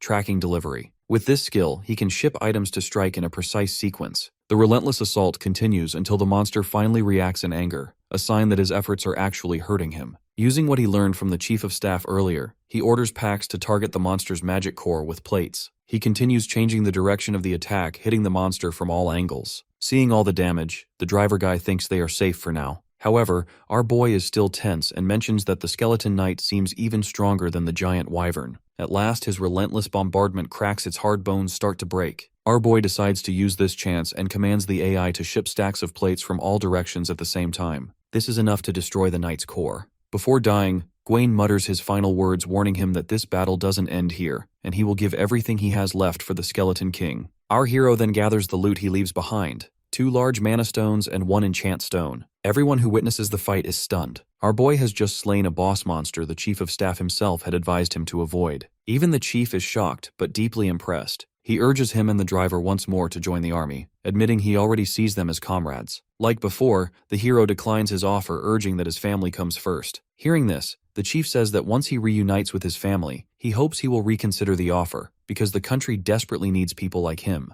Our boy understands, but he feels like the chief is expecting too much from him. The fight with the skeleton knight just now was much harder than he imagined. If there was another monster like it, he would have lost for sure. What troubles him more than the offer is what the skeleton knight revealed. If this knight was only one of 12, then 11 more powerful monsters are still out there. The danger is far from over. Adding to the strangeness, his heavyweight bullets proved useless against the skeletons, while bizarre methods like throwing bowling balls seemed far more effective. Even our boy can't make sense of it since it goes against the laws of physics. The chief of staff then warns him about his destination. He explains that they had once sent people to investigate that area, but the rising wall cut them off completely. No one has returned since. Still, aerial vehicles sent occasionally confirm that communication remains active, so the people trapped inside are at least alive. He reassures him that if his family is there, they are still safe. Our boy already knows who lives in that walled-off area. It's none other than his second eldest sister. Compared to the monsters from another world, she's almost a monster herself. The chief also mentions that during their survey, they also discovered that the upper part of the wall was starting to grow inward, as if to form a roof. He says that it's a good thing he's getting the helicopter now since the wall hasn't completely closed off yet. After this, the chief of staff shows Kim and the driver the helicopter prepared for them. Our boy looks ahead to see an old broken-down helicopter, but he thinks it's fine as long as the helicopter can fly. However, the chief points to a different, much better Black Hawk, and reveals that this is what they are getting. Considering what he has already done for the country, this is the least they can offer. He admits he already sees him and the driver guy as close allies and wants them to realize how important they are for everyone's survival. Right then, the driver guy sees a system window for the very first time in his life. It tells him that he can unlock the ability to pilot this helicopter if he spends 50 mana stones. His unique skill, the driving goat, allows him to operate any vehicle with ease. Unlike our boy though, he has no concept of leveling up.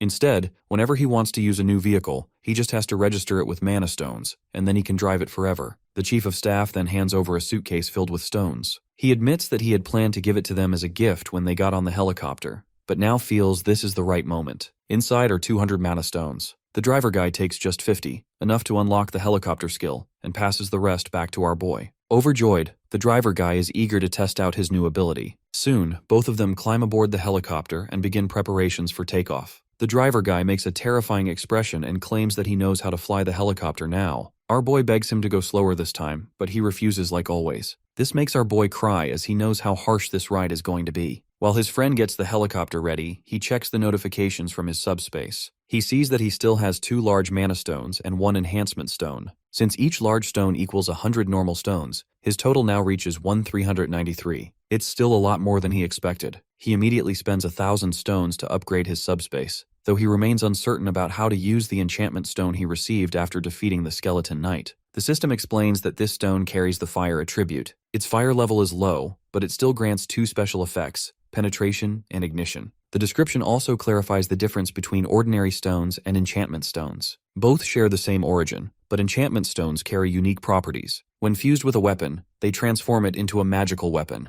The exact effect depends on the stone's attribute and level of power. For instance, if he fused the firestone with an automatic gun, the bullets would turn into flaming rounds. But he hesitates. He only has 1 enchantment stone, and using it carelessly would be a waste. After thinking it through, he chooses not to use it on a gun or a grenade launcher. Instead, he decides to enhance the one weapon that has already proven effective, the bowling ball. His iBuddy registers it as a unique item at his request. It makes perfect sense. The skeleton knight was unaffected by guns or explosives, but the bowling ball brought it down. With 11 more knights still out there, he believes it's wiser to strengthen the very weapon that works. Adding literal firepower to his bowling ball feels like the smartest move he can make. While he is busy looking at the system window, his friend tells him that they are ready for takeoff. Just then, another notification window pops up. The upgrade process for his subspace is complete, and several new functions are unlocked. Our boy stares at this new notification with horror in his eyes. The chief watches them as they fly off and wonders why he is making that expression.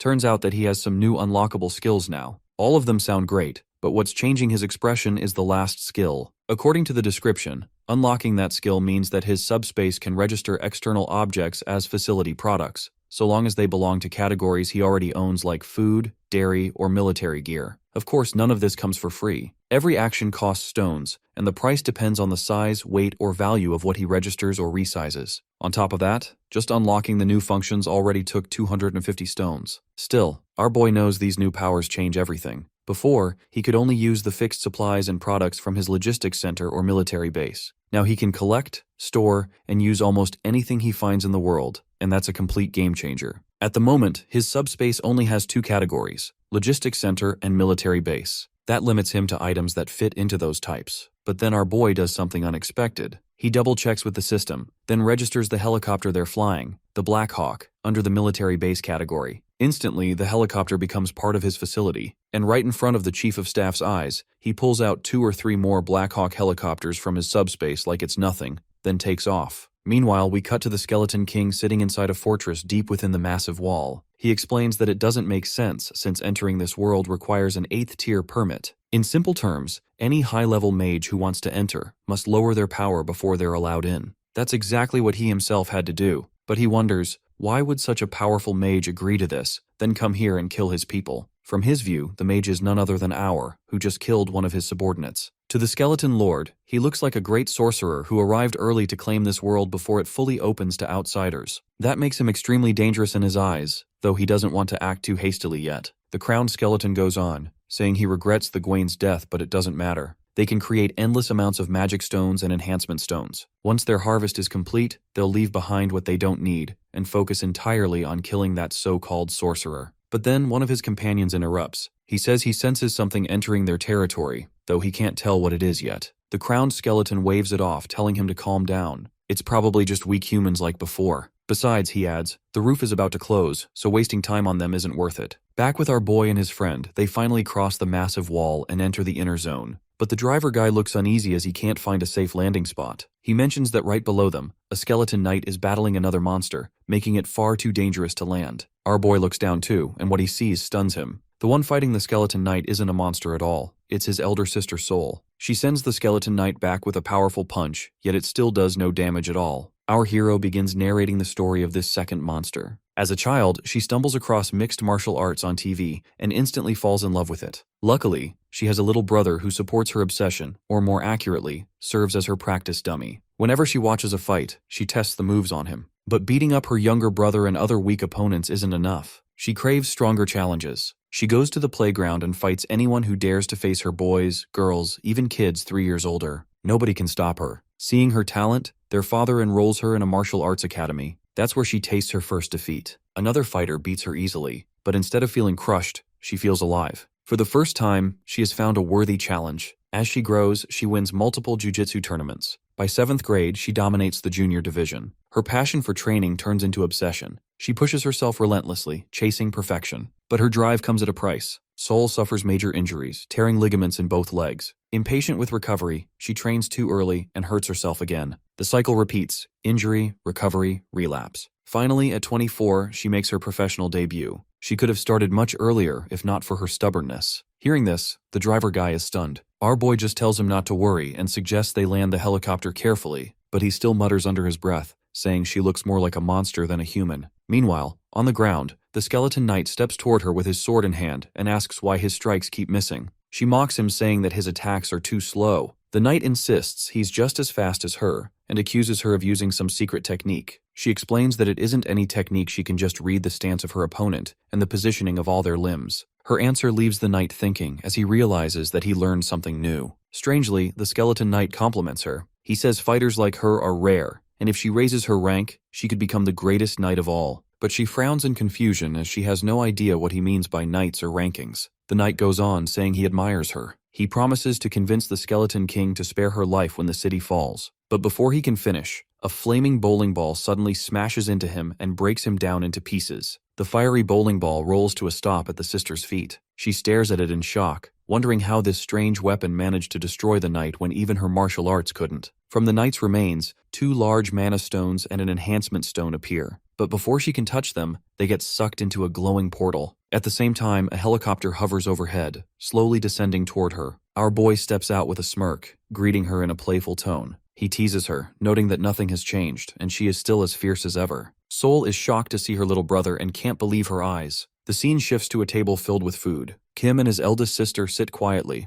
watching in amazement as she devours everything with feral hunger, as if she has not eaten in years. Unable to hold back her curiosity, the nurse sister finally asks if she uses some kind of special ability to boost her strength. She answers casually between bites, saying that she is half right and half wrong. Her strength, she explains, is natural and has nothing to do with the barrier. The girl keeps eating with such intensity that her sister eventually snaps, scolding her to slow down or risk choking. Our hero only laughs and tells her that she was the same when she first came here. He admits how relieved he is that all three of them awakened survival abilities and managed to endure so far. Yet he reminds them that one task remains, finding their eldest brother. At this, sister number 2 slows just enough to glance at him skeptically. She points out that his ability feels like a cheat code and questions how he can possibly do everything he has shown. He chuckles and brushes it off, saying it is a long story he will explain later. For now, he insists she eat and rest. He even shows her how to use the eye packs to order anything she needs, and mentions that she should also greet Yongsu's family when she can. She agrees with a nod, but quickly raises the question of whether they are truly leaving the city right away. He rises from his chair with a grave expression, confirming that they must. The ceiling is closing at a dangerous pace, and he is not sure if the fortress can protect the entire city. On top of that, he still needs to gather as many mana stones as possible before it seals completely. Looking up, he feels dread sink into his chest as the ceiling has already closed, plunging the city into complete darkness. Without hesitation, he boards the Blackhawk, takes off, and launches 5 blazing fireballs at the fortress walls. The attacks do 0 damage to the walls, and he knows that the roof is not opening anytime soon. He wonders if he should risk storing the entire city inside his subspace, but the idea feels reckless. Moving such a massive structure could bring unpredictable and catastrophic consequences. Worse still, he has already drained his remaining mana stones just to expand the portal's radius. From behind, he hears his sister mumbling. She recalls her encounter with the skeleton knight, wondering if he was telling the truth. Before his death, he told her that if she stayed in the city, she would die and offered to spare her life. Curious, Kim presses her for more, but she shrugs. That was all the knight had managed to say, before he smashed him into pieces. Hearing this, our boy realizes the hard truth. If they truly want to escape, he will have to confront the Skeleton King himself. The real challenge is figuring out where to find the Skeleton King in such a massive city. Before the hero can plan anything, the demon inside Yongsu awakens. With a wicked grin, he boasts that he only needs 5 minutes to locate the Skeleton King's castle. The hero senses the chaos about to unfold and tries to stop him, but it's already too late. The guy transforms into his demon form, laughing like a maniac. He then does something reckless. He flips the helicopter into a wild 360-degree spin and begins zigzagging through the skies, determined to scour every corner of the city. Meanwhile, in the Skeleton King's castle, Lancelot delivers grim news. He reports that the skeleton knight Lionel has been obliterated in a single strike by the mage's fireball. Enraged, the Skeleton King roars that the harvest is nearly complete, yet once again this intruder has disrupted his plans. His fury surges as he swears he will kill the hero personally. When he demands the intruder's location, the skeleton head calmly assures him there is no need to search because the enemy is already on his way. The Skeleton King lets out a chilling laugh. From his vantage point, he watches the approaching helicopter. At first, he mistakes the hero for some kind of wizard, but after taking a closer look, he mutters that this figure looks more undead than human. However, that doesn't matter now since his only focus is destruction. Whoever dares to challenge him, wizard, undead, or something else, will not leave alive. Meanwhile, a massive door creaks open inside the castle. Bat-like creatures cling to the walls, waiting to ambush any intruder. The hero stumbles into the chamber, pale and weak, still reeling from motion sickness. He mutters to himself that he will never step onto a helicopter again. Before he can recover, his sister notices movement behind him and bolts forward. A massive bat monster lunges at his neck with razor-sharp teeth. At the last moment, she strikes with devastating force, killing it in one blow. The impact snaps our boy of his dizziness, and though he quickly thanks her, she brushes it off and scans the room with sharp eyes. Something feels wrong. At first he sees nothing, but then countless red eyes begin to glow from the shadows, glaring at them. His heart sinks as he realizes how many enemies surround them. Urgently, he tells the driver guy to retreat into the subspace, knowing this battle is too much for him alone. But his sister is another story. A wicked grin spreads across her face as the swarm of monsters advances. To her, this is exactly what she wants. One monster would have been too boring. An army is far more exciting. With wild delight, she charges straight into the dark corridor. Her movements are both graceful and savage. She leaps high, lands with crushing force, and smashes a monster's skull beneath her foot. When one of the creatures sinks its teeth into her neck, she doesn't even flinch. Instead, she grabs its head and slams it into the ground so hard that it shatters instantly. The floor is soon drenched in blood, and her laughter echoes through the chamber, unhinged and terrifying. The remaining monsters falter, trembling in fear at her overwhelming ferocity. Our boy watches from the sidelines, torn between admiration and concern. He knows his sister thrives in battles like this, but he still wants to help her. Retreating into his subspace, he begins constructing a strange device, an electric pest repellent designed to draw the bat creatures in. When the machine powers up, it emits a strong current that pulls the monsters closer. One by one, they are caught and electrocuted to their deaths. The sister glares at the device and makes it clear she finds it boring since she wants to fight properly, not be lured with gadgets. She shouts at him, warning not to interfere, but he reminds her that this isn't a boxing match, and they need to take care of the monsters as soon as they can. Outside the chamber, a skeleton head reports to the Skeleton King that the so-called mage is not alone. A second fighter there matches the enemy's strength, and the wizard is using strange tools and seemingly endless resources. The Skeleton King grows irritated since defeating one wizard was bad enough, but facing another powerful opponent makes the situation much harder. He decides that it's time to summon the Skeleton Knight Lancelot with his full power. The Skeleton Knight warns that having a rank 7 in the Earth's dimension might draw the Chamber of Commerce's wrath, but the Skeleton King feels he has no choice. The wizard appears to be at least 8th tier, the same rank as the king, and he cannot handle two such opponents. He decides to summon Lancelot's full power. Chanting an old incantation, the king replaces the projection of his skull with 3 reinforcement stones, gathering a surge of mana to complete a powerful summoning. Meanwhile, inside the hero's subspace, the group is busy building a new weapon. Electric appliances and tangled copper wires lie everywhere as they wrap thick wire around an aluminum rod to craft an electric bat, a semi-rare weapon tuned to repel the bat monsters. When swings the bat to get used to it, and mentions that it almost seems like a cheat code to have this much stuff at his disposal, our boy reminds her that it's not that good since combining powerful items reduces their individual power. However, it's still semi-rare, so it's going to be effective. During all of this, he notices his sister continuously scratching her neck and asks her what's going on. She reveals that she got bit on the neck by one of the monsters. The bite hadn't hurt before, but after stepping out of the subspace, it's starting to itch again. Our boy hears this and feels uneasy, wondering if that change could somehow make her into something like a vampire. He even asks if she feels any urges to bite his neck, and she just wants to beat the crap out of him and nothing else.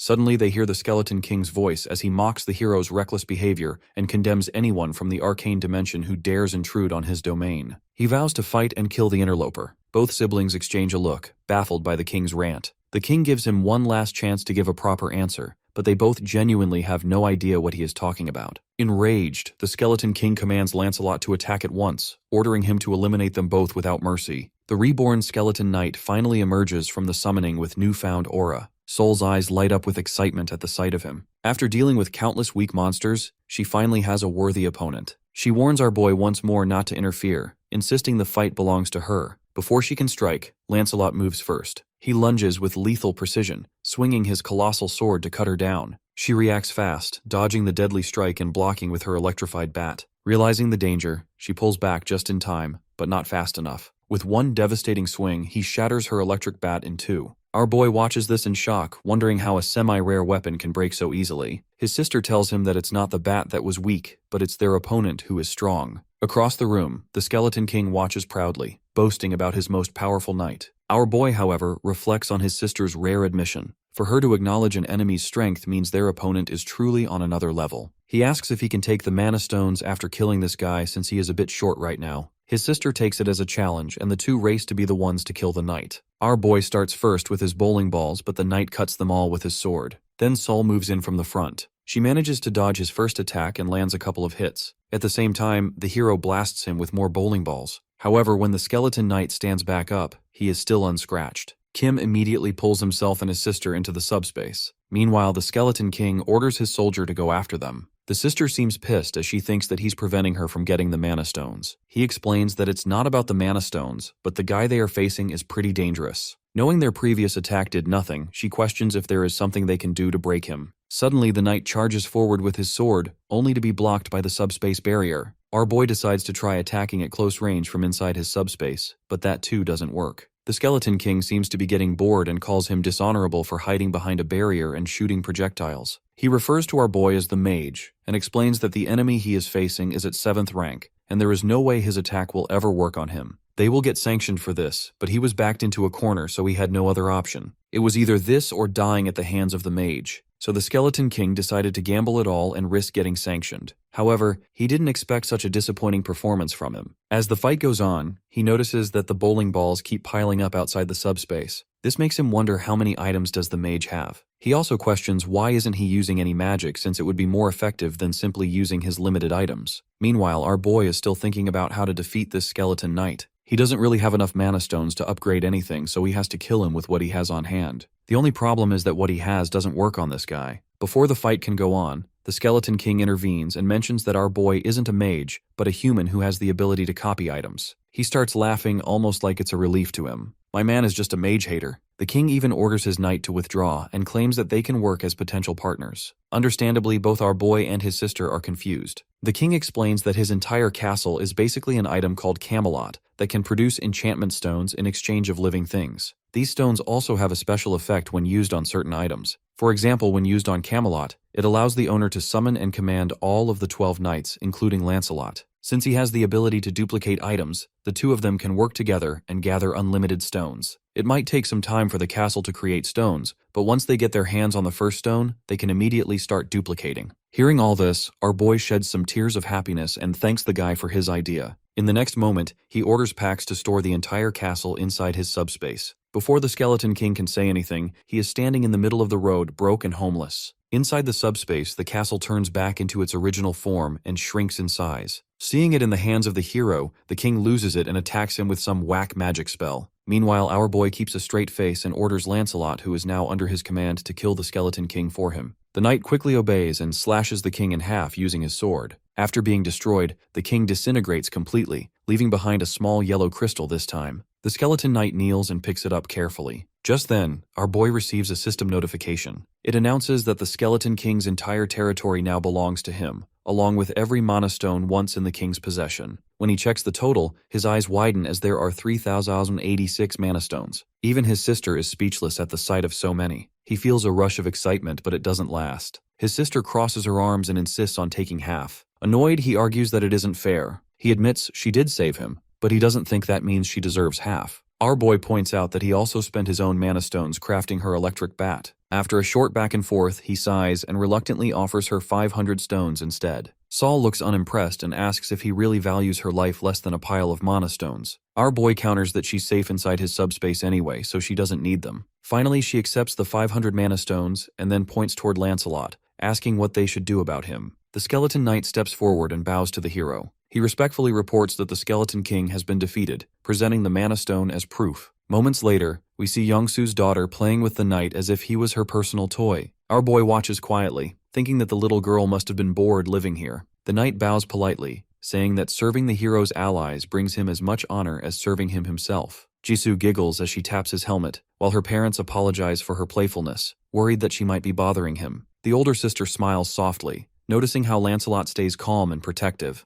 watching every move the little girl makes to keep her from falling or getting hurt. Despite his fearsome power, the knight's gentleness stands out. Then she changes the topic, asking our boy if their next stop is the Dobong. He nods and explains that his older brother lives there, so that's their next destination. The sister, however, looks worried. She advises him to rest first, pointing out that he's been using his powers nonstop. If he keeps pushing himself, he might collapse before they even arrive. She suggests they wait until morning before continuing the journey. He takes her words seriously and glances toward Yoojung's family. They're laughing and playing together, with Jisoo's father promising to become a knight himself someday, so he can join in her adventures. The scene makes him smile softly, realizing how rare and precious these calm moments have become. He decides it's time to rest and finally get some proper sleep. The driver guy agrees and takes his daughter to sleep, telling him that they will at 6 in the morning. Our boy turns to his new skeleton soldier and says it's time to make a proper base for him as well. He takes out Camelot, his magical construct, and examines it carefully. The system reveals that Camelot can grow or shrink depending on how many mana stones are used, and it includes various useful functions for the future. He studies the options and focuses on what matters most. He notes that Camelot absorbs all the mana it's given and expands in size, but the system doesn't explain how many stones are required for specific growth. After a quick calculation, he decides to test it by using 300 mana stones, enough, he hopes, for 12 people to live comfortably. As soon as he feeds the stones into Camelot, the structure begins to glow brightly and expand. Within moments, it grows into a grand fortress, not quite the size of a city, but large enough for everyone to live in with ease. Satisfied, he nods, thinking that it's more than enough space for now. The sister is shocked at the size and wonders how many mana stones the Skeleton King must have put in to create a fortress the size of an entire city. The Skeleton Knight admits that he doesn't know the true number, but it's probably tens of thousands. Our boy realizes that the reason he didn't experience any side effects after putting his massive castle into his subspace was because it's originally small in size. Once everything makes sense, he turns to his sister and asks if she plans to rest. She shakes her head, saying she actually has a request for the night. She turns to the Skeleton Knight and asks if he can teach her his sword techniques. Our boy is a little surprised by her sudden request. Lancelot agrees but asks to learn her fist technique in return. Hearing this, she smirks and warns him that her training isn't easy. Her brother can't help smiling, knowing how excited she gets when it comes to martial arts. While the two of them start sparring, our boy quietly slips away to rest, feeling relieved that someone as skilled as Lancelot is now on their side. By morning, soldiers have gathered outside the portal since the barrier has vanished. They're busy coordinating and reporting back to their bases. From inside the subspace, our hero and the driver guy watch the scene unfold. The driver remarks that they weren't the only ones waiting for morning to get moving, but the hero frowns, sensing that something feels off. Moments later, a helicopter appears in the sky and lands right in front of the portal. Both of them stare in surprise as the door opens and a man steps out. It's the commander. He greets them calmly. Our boy nods in acknowledgement, remarking that they've met sooner than expected. The commander explains that as soon as he learned the city's barrier had vanished, he began searching for them throughout the night. He says he scoured the entire city until he finally found them. The hero, a little tense, asks if the commander came to pressure them into rejoining the force, but the man laughs and assures him that isn't the case. Instead, he's there to deliver urgent news that traveling by helicopter would be a terrible idea. The First Corps has taken full control of the Air Defense Command, and anything flying through the sky is immediately shot down. This shocks the hero and the driver guy.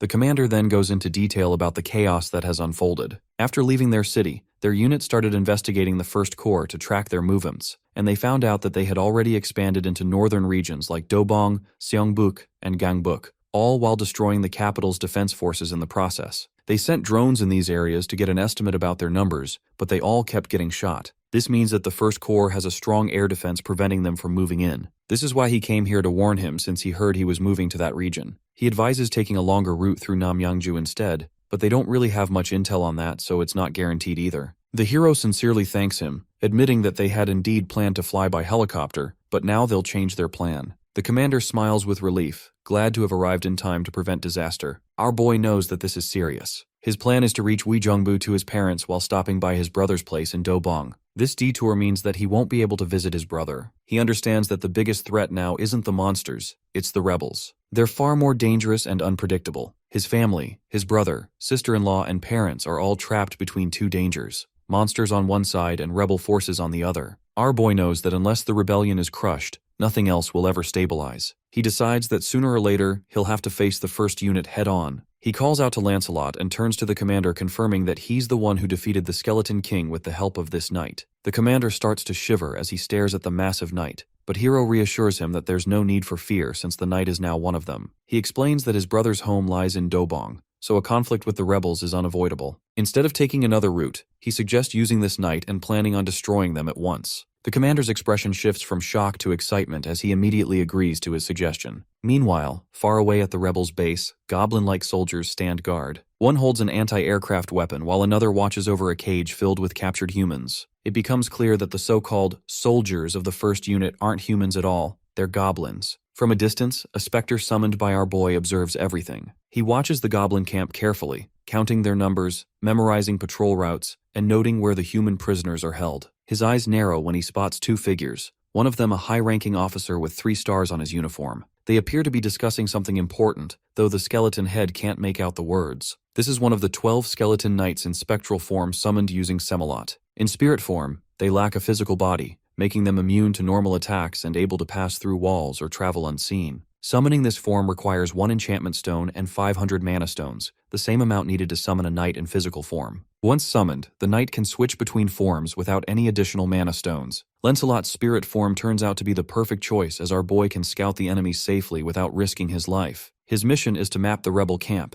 count troops, locate anti-air guns, find special units, and mark where prisoners are held. After 2.5 hours of careful reconnaissance, the Spectre returns and reports everything he found. When he finishes his debrief, our boy listens in shock. The scout confirms that some soldiers have bodies mutated into goblins, and that the camp keeps roughly 200 humans locked in iron cages for sacrificial use. Lancelot adds that the guards mention someone important, a figure whose arrival will change everything, and he overheard references to a brigadier-level officer who seems to lead this area. He also counted 9 anti-air installations. The commander is stunned but not surprised. That level of security explains why no intelligence was leaking from the zone. His deeper worry is why civilians are being held captive. Our boy thinks it through, mentions that the soldiers must have joined the rebel forces willingly. What puzzles him most is the purpose behind imprisoning civilians, and who exactly is figure they keep mentioning. Lancelot explains that ranks can be raised by sacrificial rituals. Sacrificing life force from lower beings can shortcut the path to higher power. He suspects the camp is gathering people to make pacts with low-rank entities, and then harvest the resulting power to climb the hierarchy. In other words, they're trying to raise their rank by sacrificing people. The Skeleton Knight mentions that it's a sort of loophole for lower-ranked beings, and they might be in some kind of deal with a higher-ranked being. Whatever the case, the sister wants to attack immediately, insisting they should wipe the place out. Our boy replies that it's not that simple. The situation is far more complex. The commander supports that view.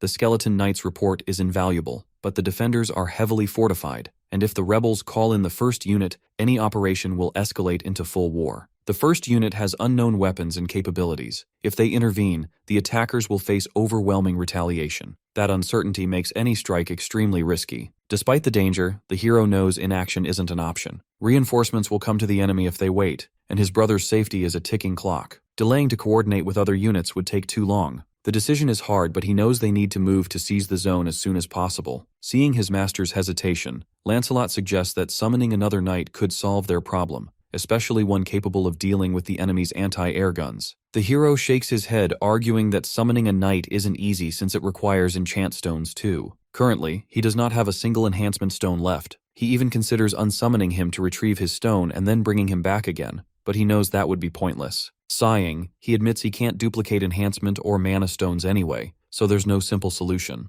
Lancelot then reminds him of something he'd completely forgotten. After defeating the Skeleton King, he had actually obtained an enchantment stone. Our boy freezes, shocked. He doesn't remember receiving it at all. When the Skeleton Knight explains that he had handed it to him after the battle, Kim realizes with embarrassment that he must have lost track of it. Regaining focus, he asks which knight would be best to summon. Lancelot assures him that all 12 knights of Camelot are strong and loyal, but in this situation, Bedivere would be his best choice. This knight is not just an archer but also a true genius of long-range combat. This puts a smile on the hero's face and he immediately agrees to it. Meanwhile, at the enemy camp, human prisoners sit trapped inside iron cages. Most of them are weak and dying, but one girl still looks relatively healthy. A goblin guard approaches her and calls out, singling her out because of her appearance. He promises her freedom if she does him a favor, his leering tone making his intentions clear. The girl stares at him in disgust, but before she can respond, his head is sliced clean off in an instant. The attack came from Lancelot, and after helping the girl, he disappears as swiftly as he arrived.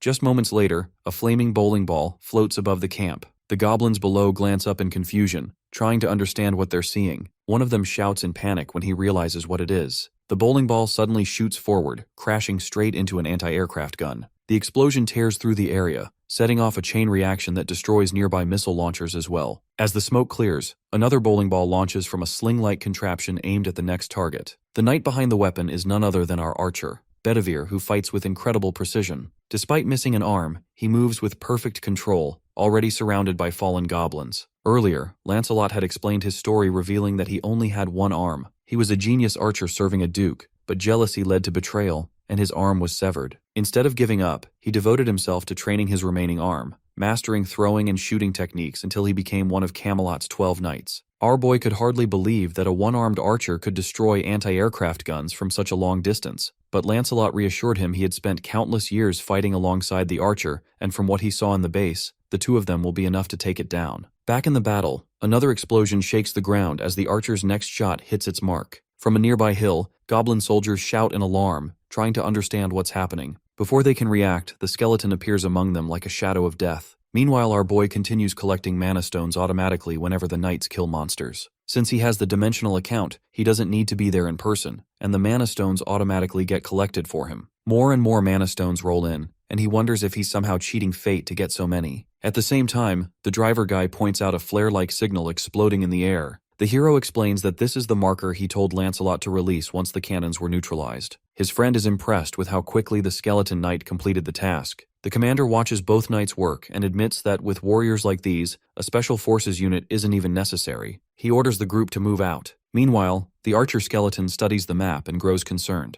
My man can't remember where the skeleton knight ordered him to go next. Confused, he decides to go with his gut and starts walking. At the same time, the skeleton knight is busy beating up a goblin to get answers. He pins the goblin and presses for details about their plan and the mastermind behind it all. Under pressure, the goblin coughs up a name, Tonatiuh, who is supposedly so strong that even 8 rankers don't come close. The skeleton knight can't recall ever hearing about such an entity and pushes for more answers. However, the goblin somehow breaks free and jumps out of the window. The other soldiers panic as they witness their commander running for his life. The skeleton knight arrives seconds later and tells them running will not save the fugitive. The soldiers form a ring to protect their leader and insist on getting the commander to safety, shouting that reinforcements could arrive any moment. He mocks their loyalty to such a useless commander. While trash-talking, one of the goblins reveals that they can grow their rank by devouring humans. Before the goblin can say more, the knight cuts him down. He thanks him for making it clear which targets he needs to kill. The commander's support collapses quickly. Most of his men fall under the knight's blade, and the sight terrifies the remaining goblins.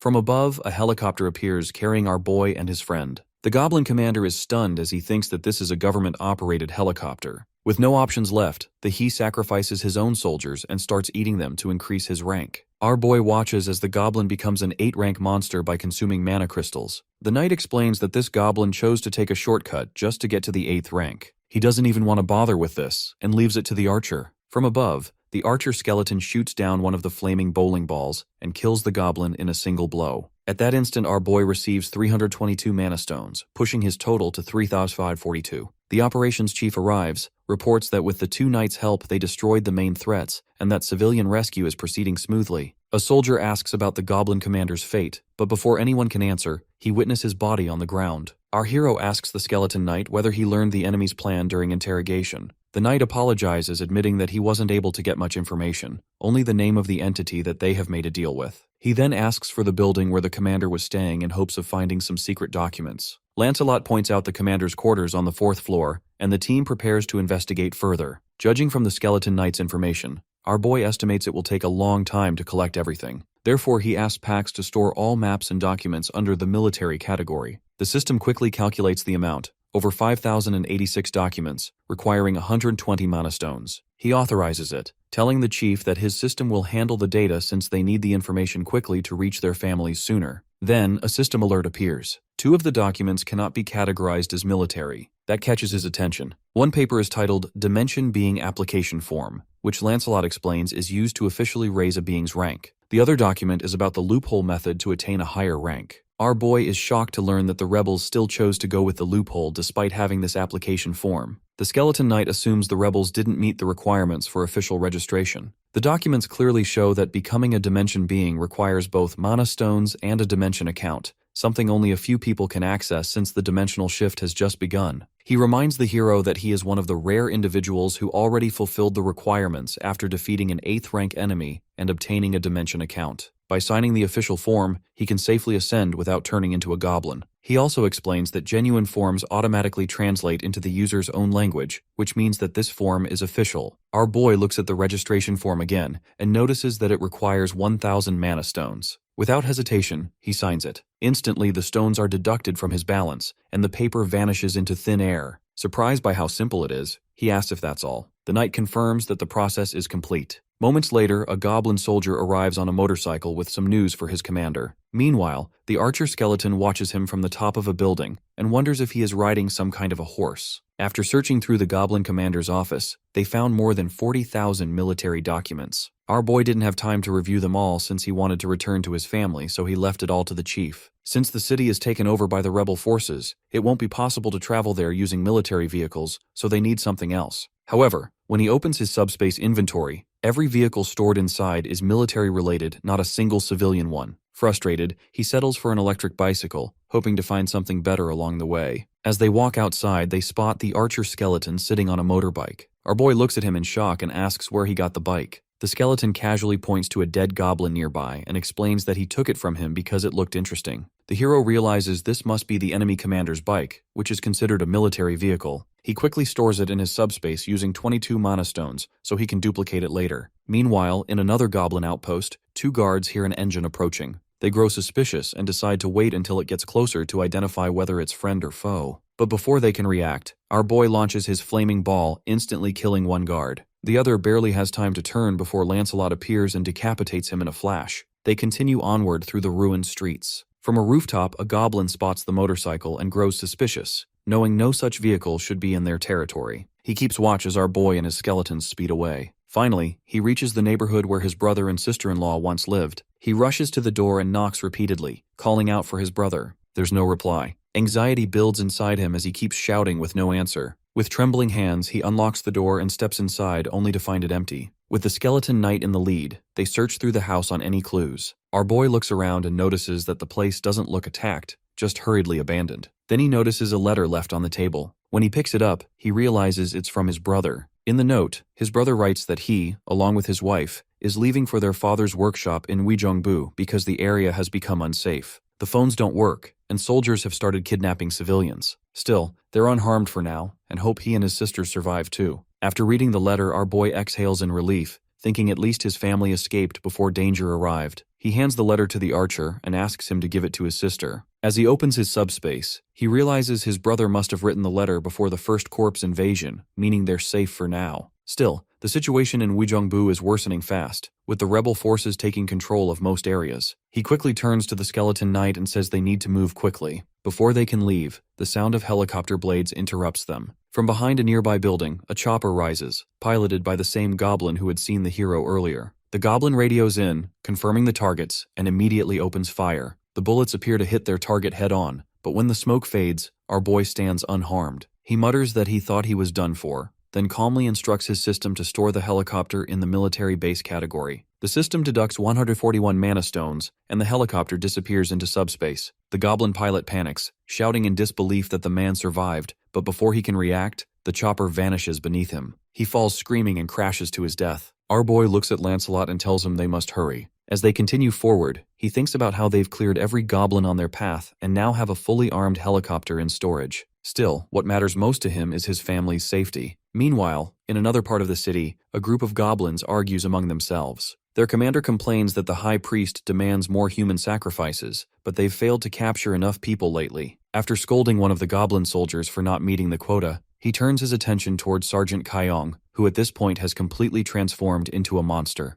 The commander orders him to destroy the building ahead. Just as the elite goblin starts moving, the loud roar of a motorcycle echoes through the area. The goblins turn and spot the hero approaching fast. Someone shouts that it's the same human again. Furious and nearing his home, our boy yells that the goblins have no right to come near his house. Together with the skeleton knight, they cut through the goblins, and within moments, the ground is covered in fallen enemies. From a nearby building, Kim's dad peeks out through broken windows, watching his son with a shocked expression. When the other family members ask him what's going on, he tells them that their son is here on a motorcycle with a skeleton. Before this moment, his father's life had been ordinary. He once believed that good and bad only held meaning when shared with others. As a child, his mother used to remind him of that again and again so much that he'd grown tired of hearing it. Yet as he grew older, he realized she had been right. Through every failure and betrayal he faced in business, it was the people who truly cared for him that helped him stand again. When his children began to grow up, he dreamed of building a large home where the whole family could live together peacefully. But after checking construction costs, he realized it was far beyond what he could afford. The dream slowly faded into the background of his busy life. Years passed. His eldest son married, his eldest daughter became a nurse, his younger daughter turned into an athlete, and his youngest son completed his military service. Life was moving forward, and everything seemed bright. Then, without warning, monsters appeared in the world. The father owned a hardware store, which became their shelter. Using the tools and materials he had, he managed to keep his family safe during the first wave of attacks. But survival didn't come easy. Food and water ran out quickly, and the situation worsened each day. Then one afternoon, his eldest son's in-laws managed to find them, followed soon by his son and daughter-in-law. His daughter-in-law's special ability helped them survive a bit longer. She could produce water. But their relief didn't last. New monster-like soldiers appeared who were far more brutal than the other monsters. They tortured anyone they found, sparing no one, not men, women, or even children. Then one day, a notification appeared before him informing him that he had awakened an ability. His class was Architect, giving him the power to freely create and reinforce structures. He believed the ability had awakened from his long-buried dream of building a safe home for his family. With it, he strengthened their house, sealing the windows, fortifying the walls, and surrounding the property with barriers. Combined with his daughter-in-law's power, they managed to hold on,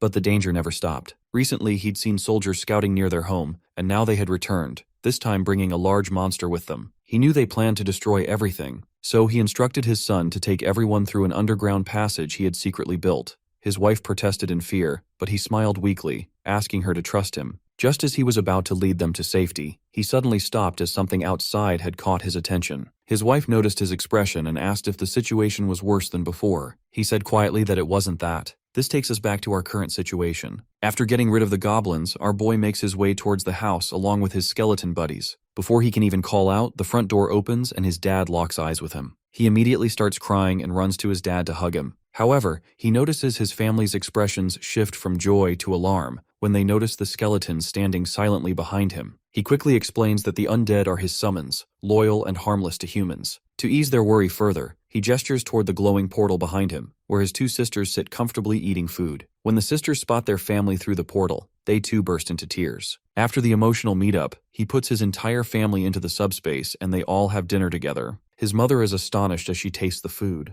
She glances at Youngsu's wife, wondering if she is a professional chef. Not wanting to be outdone, the mom decides to make a dessert to match. She does her best to make a mom-style tiramisu with green grapes and whipped cream. When Yoojung takes a bite, her eyes brighten instantly. Seeing this, the mom laughs proudly, pretending it was nothing special, but inside she feels happy to have earned that praise. Meanwhile, in another corner of the house, an old man approaches Lancelot and asks if he knows how to play chess. Lancelot admits that he's played something similar but not exactly the same. The old man grins and invites him to join, eager to teach him the real game. The two walk off, leaving the others to their own conversations. Nearby, our hero's brother hands him a small glowing stone. It's an enchantment stone of grade D, carrying the powers of penetration and explosion. The brother explains how he found it during their journey when a griffin-like monster had fought and killed a rhino-type beast. Afterward, he discovered the stone inside the rhino's body. He admits he can't use it well himself, but he believes he can make the most of it. As the brother leaves, our boy notices a scar on his face and wonders how much they might have suffered while trying to survive. Just then, his dad walks in and tells him just how proud he is. He says he's grateful that their whole family is finally safe. Thanks to his son's ability, they're in a secure place where food and safety are no longer a concern. Our boy nods with a calm expression. He tells his father that he now understands something important. Good and bad only matter as long as people exist around them. When he first got his power, he never thought he'd be able to reunite with his family. But the more he used his strength to help others,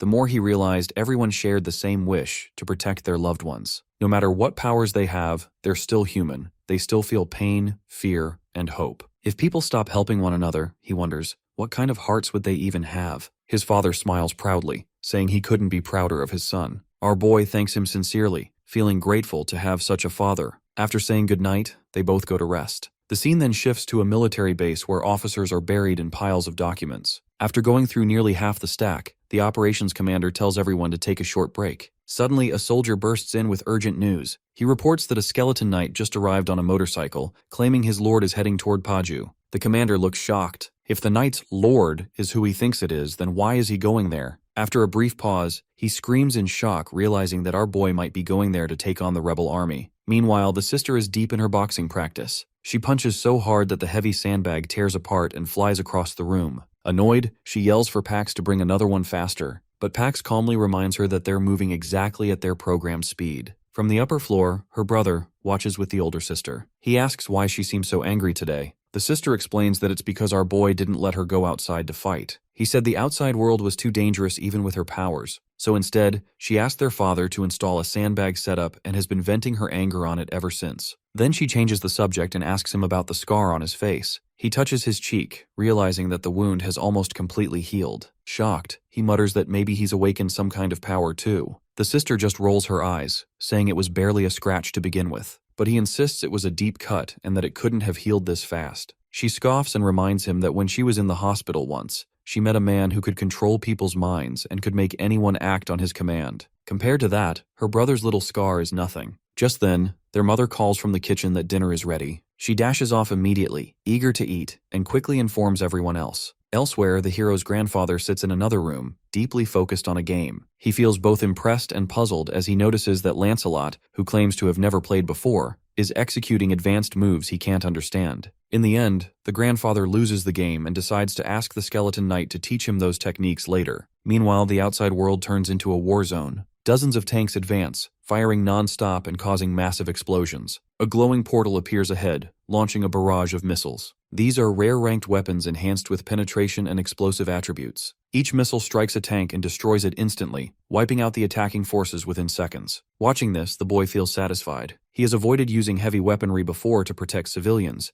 but the Skeleton Knight's scouting confirms the area is clear of innocents. Now he can unleash his full power. According to their plan, he will annihilate the enemy army while his Skeleton Knight rescues the hostages. He upgrades his Black Hawk helicopter with powerful weapons and combines enhancement stones with his missiles, giving them extreme speed of 200 miles per hour and a range of 300 feet. These enhanced missiles make collecting mana stones much easier. He realizes he needs 10,000 mana stones to upgrade his subspace to level 4. When he checks his resources, he is shocked to see only 1,890 mana stones, far fewer than expected, considering the number of goblins he has eliminated. The system informs him that 45% of the total mana stones automatically go to someone named Tonatiuh from the Mexica dimension, and another 25% go to the High Priest Bongsu. The boy is stunned as he faintly remembers hearing these names before from the Skeleton Knight. At that moment, the Skeleton Knight returns after completing his mission. He reports that all enemy camps are destroyed, and that his archer buddy is rescuing the remaining survivors. Our boy confirms he isn't injured, then asks him about this Tonatiuh guy and the High Priest. The Skeleton Knight explains that the Mexica dimension is likely his realm, similar to how Earth is called the Earth dimension.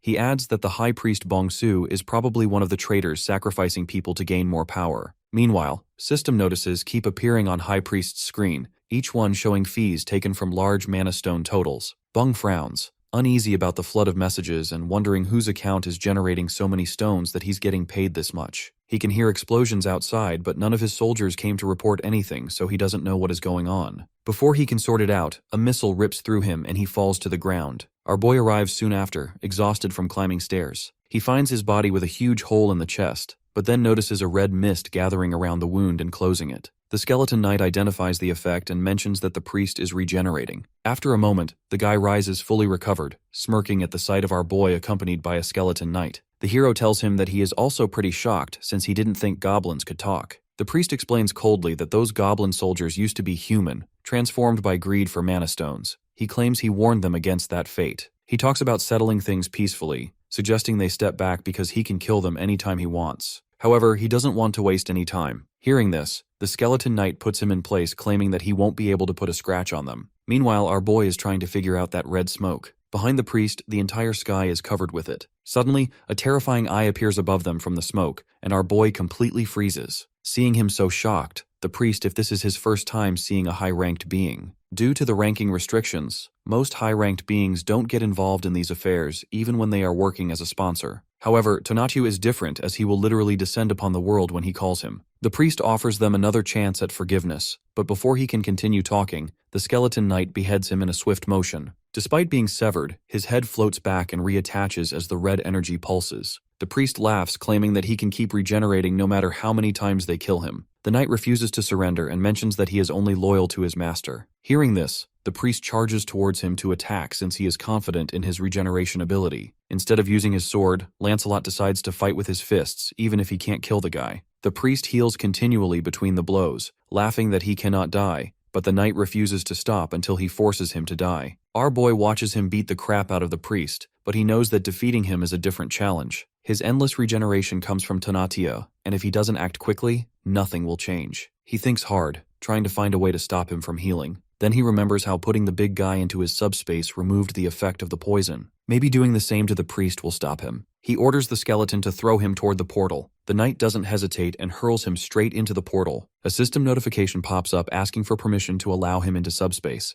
and he quickly approves. Inside subspace, the older sister walks with her snacks when she notices the portal activating. At first, she thinks it's her brother, but when she sees the old guy, she starts screaming in shock. The other sister arrives at the same time and grabs the priest by his head as she mistook him for her brother. Our boy watches her from outside the portal as she charges at him, but he acts fast, closing the portal just in time and trapping her inside. The priest's body is immediately unregistered and expelled from subspace. The sister stands there with a demonic look on her face, warning him that she will deal with him the next time he enters. Bro is more scared of her than Tonatiuh. After the priest dies, the dimension account ownership is transferred, and all mana stones are automatically combined. Our boy checks the total and sees 14,123 mana stones. He is shocked since the priest managed to collect this much just from commissions alone. He didn't get any notification about paying commission to Tonatiuh, so he looks up to check only to notice that it has vanished. The skeleton knight explains that the high priest was the only one who could summon the entity here, and now that his connection is severed, it has disappeared from this world. He doubts the entity will attempt to return. Our boy exhales deeply and sits down, completely exhausted. The tension and near-death experience have left him drained, even though he barely fought himself. Just then, a voice calls out, and he turns to see reinforcements arriving accompanied by the commander. When asked about the first unit's commander, our boy points to High Priest's shriveled, dried body. Through their radios, other units report that all goblins in the area are dead, including zombies. No enemies survived, though the cause remains unclear. The commander orders his team to stay alert, continue reporting, rescue any civilians, and clear the battlefield. Turning back to the hero, he praises him, acknowledging that he handled the entire situation perfectly. Our boy laughs awkwardly, admitting that even he doesn't fully understand why all the goblins turned into mummified corpses. The commander apologizes for trying to recruit him into the military earlier. He admits he underestimated his abilities, realizing now that his true power far exceeds anything he imagined. Still, he makes a request and asks him to help the survivors. Many are injured, shocked, or haven't awakened yet, and the damage is far worse than anticipated. He acknowledges that the government and military mishandled the situation and asks him to assist. Our boy agrees but clarifies that he's not making any deal. He firmly states that he will never join the military under their orders, and any future help he offers will be his own decision. The commander smiles and extends his hand. They shake, sealing their understanding. He then pulls out his walkie-talkie and announces that the hero is being granted the honorary rank of colonel for his extraordinary contribution in eliminating the armored force and quelling the rebellion.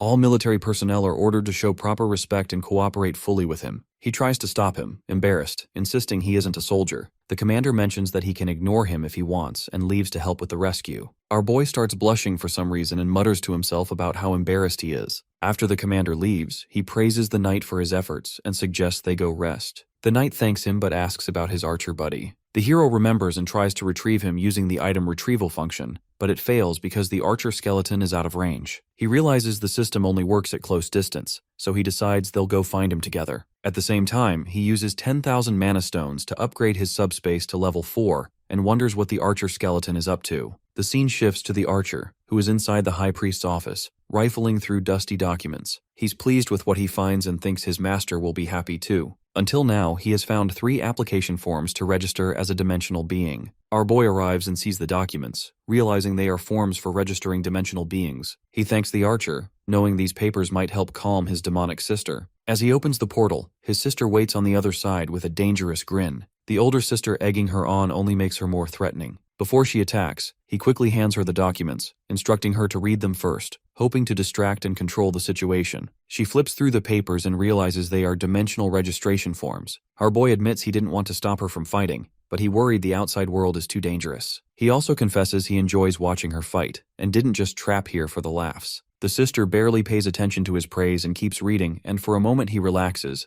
thinking the crisis is over. Suddenly she frowns as she realizes that in order to register, she needs a dimensional account. Our boy quickly thinks of an excuse, but before he can finish, she punches him so hard he spins and falls. Due to the new subspace upgrade, the healing effect is strong enough so he doesn't really feel any pain. The older sister watches the chaos and wonders aloud if her brother will survive being an 8th ranker. The knights, however, start trembling oddly. Saul has our boy by the throat now, squeezing hard. When Juyeon cries out, he looks and sees both knights dropping to their knees, clearly suffering. The sister asks if they're all right. The skeleton knight says his body itches and feels wrong, getting worse by the second. The nurse sister thinks it might be some kind of side effect of healing. Our boy puts the pieces together and realizes that the subspace's new life support is pumping healing energy into the area, but skeletal beings like the knights react badly to those restorative effects. The system is trying to heal and stabilize, but for undead physiology that causes agonizing conflict. With a trembling voice, Lancelot mentions that they felt better when they were inside the fortress. Hearing this, they decide to move inside Camelot. As the healing effect is reversed, the item generates a white enchantment stone with no special attributes. There is another blue stone, which he never saw get made. He wonders how enchantment stones are being produced automatically without obvious sacrifices. Turns out that the subspace life support system is healing the knights, while the blood right ability of the item is using that life as a sacrifice to generate enchantment stones. In other words, our boy has found the infinite enchantment stone glitch. Still, even with all this, he isn't sure if he can take on someone like that higher-level entity from earlier. He decides to focus on his own abilities for now. The scene cuts to the military base, where officers review captured documents. They report that the rebel forces used the national flag to lure in citizens and use them as sacrifices. However, the hero took care of everything, so they don't have to worry about it now. As the commander looks at the rising sun above the mountains, he realizes that it's already morning. Suddenly, a system notification appears, not just for him but for everyone on Earth. It announces that the Interdimensional Chamber of Commerce has been monitoring Earth during its exploration phase. They report that 13,117 people have received special abilities,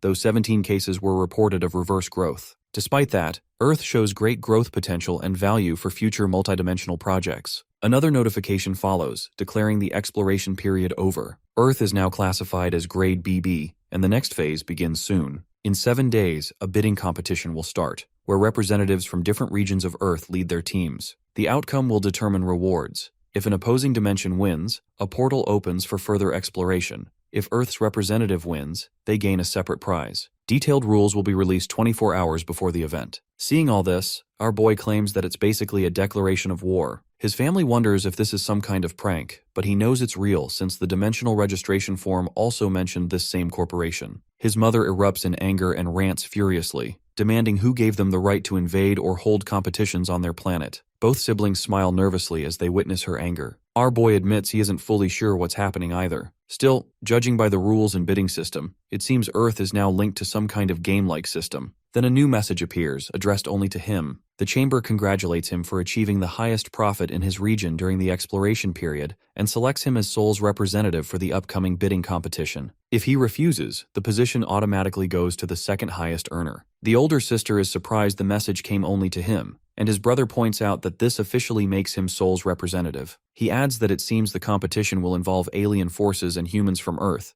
though everyone already assumes that. Finally, another notification appears, explaining that if the hero accepts, he can select 100 members, including himself, for his team in the bidding competition. After accepting, he visits the commander, who looks very pleased. Our boy explains that he can select 100 team members to fight against the alien forces who are going to invade the city. He has already added his family and the knights and asks the army to provide the remaining 80. The commander relaxes, relieved that he is the one leading them against this alien invasion. He even hands him a small notebook containing the names of awakened soldiers, offering him the choice of anyone. He politely declines, saying he only needs the best marksman. The commander is surprised Kim assures him that he has received detailed intelligence about the aliens and their abilities. Apparently, they worship a goddess named Emeth and specialize in using divine powers to make weapons. He opens up the system message showing the goddess and her army. Her warriors shout prayers for her eternal life and the destruction of all humans, calling them barbarians. Another notification lists the participants from the Emeth's dimension, revealing that all of them are 8th rank warriors. Our boy knows that their enemies are strong, but he still doesn't understand the format of this battle. According to the details he received, 1 hour before the battle, both sides gather in the same area, but are separated by an invisible barrier, allowing time to prepare, but not attack. The Emeth Dimension team will bring a gate core, which hatches automatically after 12 hours. For Earth to win, they must destroy it before then. However, the enemy won't just sit around and defend the gate, they will also act offensively considering most of his team is 9th ranked, and the enemy can see their roster. This means that they will have to defend against their attacks while trying to reach the gate core at the same time. He picks himself, the Skeleton Knight, and his sister for attacks. However, they are lacking in defense since all of their enemy fighters are 8th ranks. The commander points out that their long-range weapons won't even harm the 8th rank enemies because their equipment isn't strong enough. Hearing this, our boy tells him not to worry since he upgraded his abilities last night. While he didn't gain new skills, his existing ones evolved, allowing him to launch multiple items at once and unlock new features. His Subspace lab now includes a simulation system for building and testing weapons before crafting them. He spends hours experimenting, creating weapons that are lightweight, usable by non-ability users,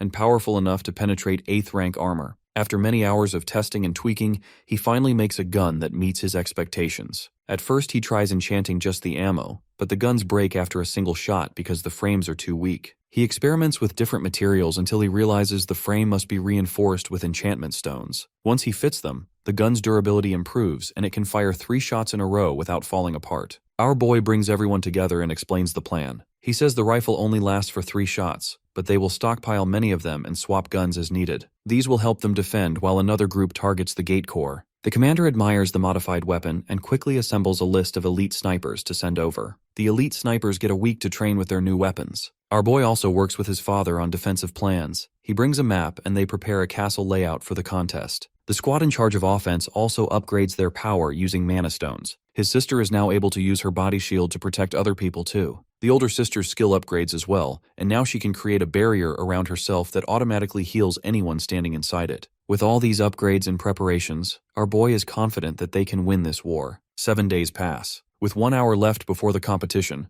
a portal opens at the National Assembly, and knights from the Emeth's realm appear carrying their gate core. Our watches from a distance and recognizes the core from the preview videos. However, he notices something odd. The enemy immediately begins erecting 2 large structures. He guesses that these structures are probably meant to protect the gate core. At the same time, some of the Holy Knights move toward the invisible barrier. One of them claims that they have seen their roster and know that only a few are 7th and 8th rank, while most are 9th rank, so they should be able to beat them easily. He then starts trash talking and says that they will rip their tongues out as a form of mercy. Our boy already expected this much from the Holy Knights, and he is still confident in his 9th rank teammates. The system then notifies the start of the bidding competition. Without wasting a second, the Knight Commander orders everyone to charge. On the other side, the Human Commander orders his units to open fire. The snipers begin blind firing with the modified rifles. Those rounds have an electric effect, which stuns the enemy knights and allows bullets to damage shields and wound soldiers, something they didn't expect from 9th rank fighters. The knights quickly activate their barriers to tank the bullets. Their plan is to hold out until the long-range ammo runs out. The sniper teams work in a relay.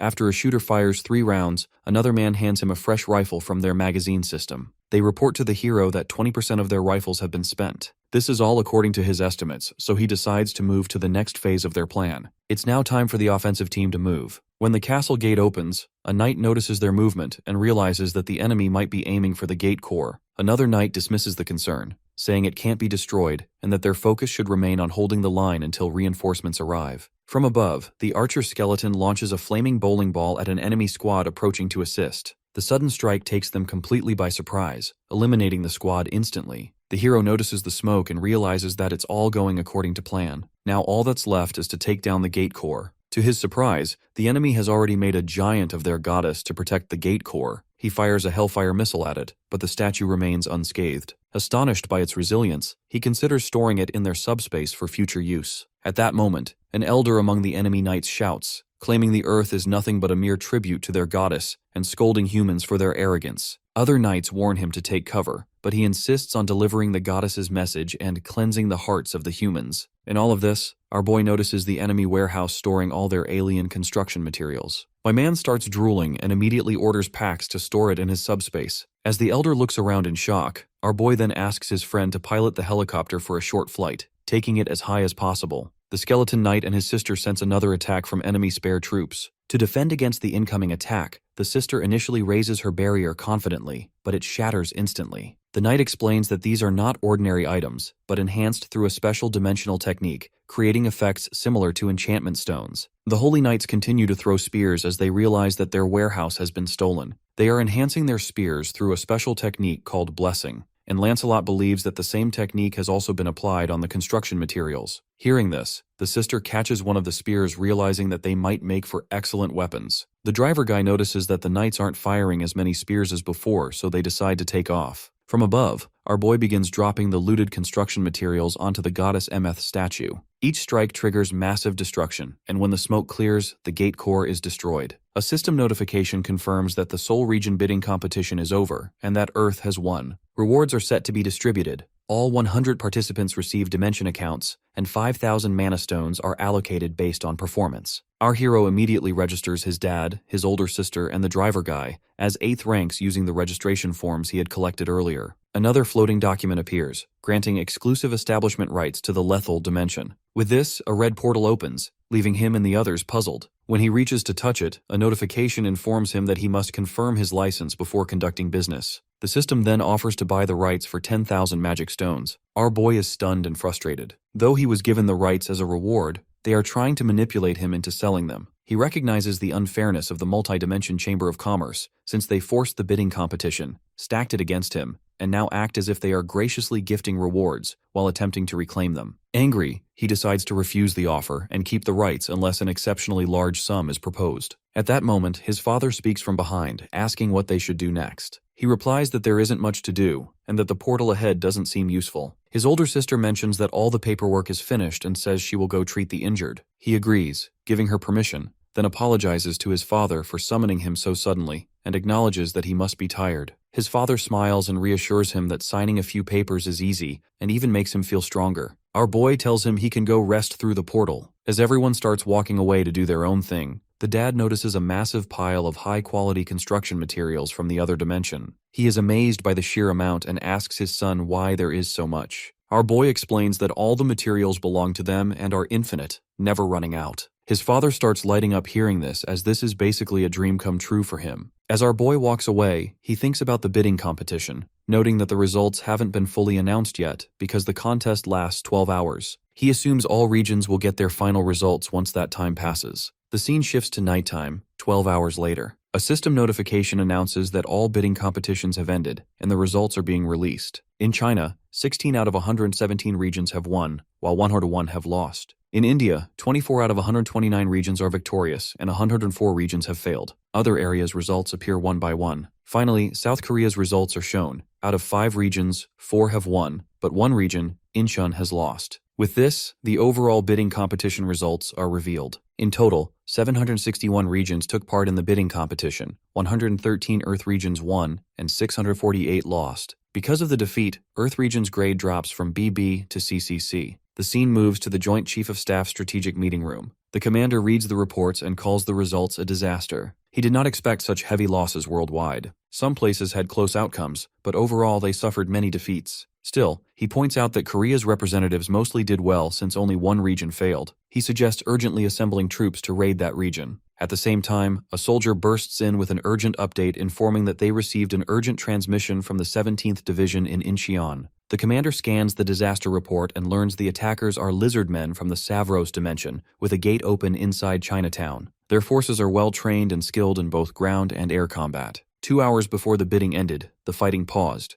but the lizard men kept pouring troops through the portal and set up large-scale deployments aimed at Seoul. The staff realize this looks like a direct assault. They wonder why the army is making its way to the city, guessing that it may be related to our boy. The Skeleton Knight looks at the map and notices that the two cities are very close by, meaning that they need to act quickly. Suddenly, they receive a system notification informing them that the names of all the regional representatives who won will be displayed over their heads. Sol wonders if her brother's name will appear, but neither she nor he sees anything above him. For a moment, they think he might not be the registered regional representative, which would make no sense. More system messages arrive mentioning that 7th-tier entities may now travel to Earth. Moreover, the beings from other dimensions who have obtained establishment licenses like the one our boy got can open up new portals in other regions by killing the region's representative. The group realizes regional representatives are now prime targets, and it's probably a good thing that they can't see a name above the hero's head. Hearing this, the Skeleton Knight suddenly thinks of something and steps out the window. Right above the building, he can see a giant tag reading, Soul Rep.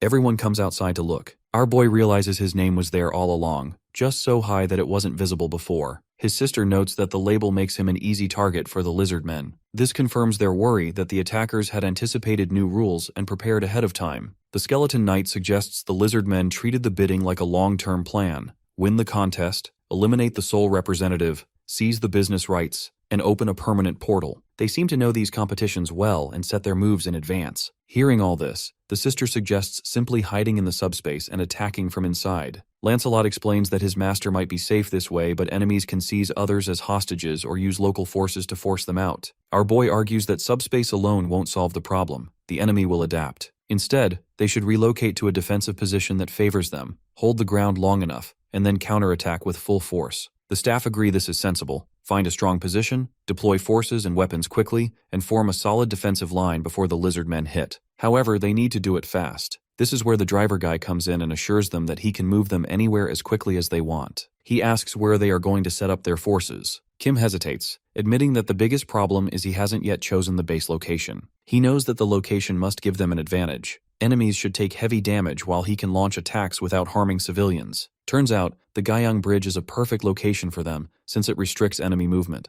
Most surrounding areas are parks with few buildings, making civilian evacuation easy. Even if enemies try other paths, they must still pass the bridge, and shooters can handle threats from other directions. Once the location is set, they start building defenses using the dad's architect ability. Moreover, they also have the materials from the other dimension, so a strong defensive line begins to take shape. The Emeth warehouse still contains spare materials, which Kim retrieves for barricades to slow enemy advance. His fighter sister and the archer skeleton stand on top of a fortress prepared to throw the javelins they collected from the Holy Knights. Construction continues efficiently below, with barricades strategically placed and shooters positioned to maximize coverage. Our boy notes that while barriers can slow ground enemies, air units remain a threat. It takes them just 4 hours to put it all together thanks to his dad's ability. However, even after all of this, they failed to take into account 2 crucial things. First, that the reptiles are strong swimmers, and the river is 1 kilometer long, allowing them to bypass the shooters and get to the other side without using the bridge. Secondly, the woods on the other side provided them an excellent cover, and they were able to sneak up behind the hero's troops.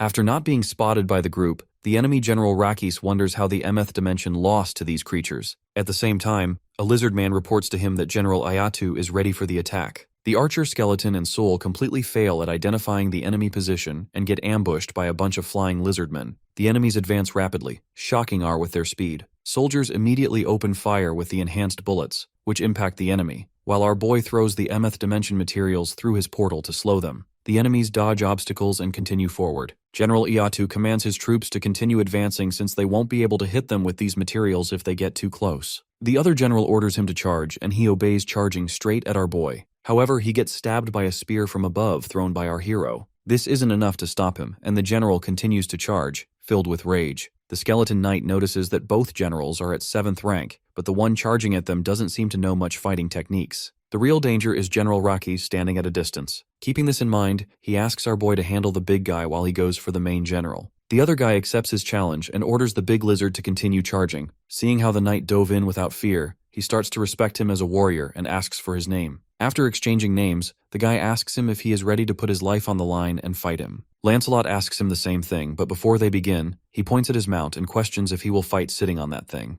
The general thinks it fair since they are only testing their own strengths. Hearing this, the knight basically tells him that it's fine since he is so scared of losing his life. This rage bait works perfectly, and the general steps down from his mount. Meanwhile, the soldiers focus all their firepower on the advancing enemies. Despite their efforts, the sheer speed and numbers of the attackers keep them pressing forward. They coordinate, warning each other of the approaching threat, and take cover to tend to an injured comrade while maintaining heavy fire to slow the enemy's advance. From above, the hero's sister throws a spear at a lizard man, knocking him off the building. Before he can recover, she jumps down and eliminates him completely. She informs the soldiers that she will stop anyone trying to climb the buildings, instructing them to keep firing. More lizardmen approach, but she takes down another with a precise strike, while soldiers pick off the rest from a distance. Meanwhile, her sister tends to the injured soldier. On the ground, everyone is giving their full effort. The enemy also has some fighters attacking from the air, and the archer skeleton has to deal with all of them alone. Seeing them approaching, he realizes that he might not be able to stop them alone and hopes the person he is waiting for arrives soon.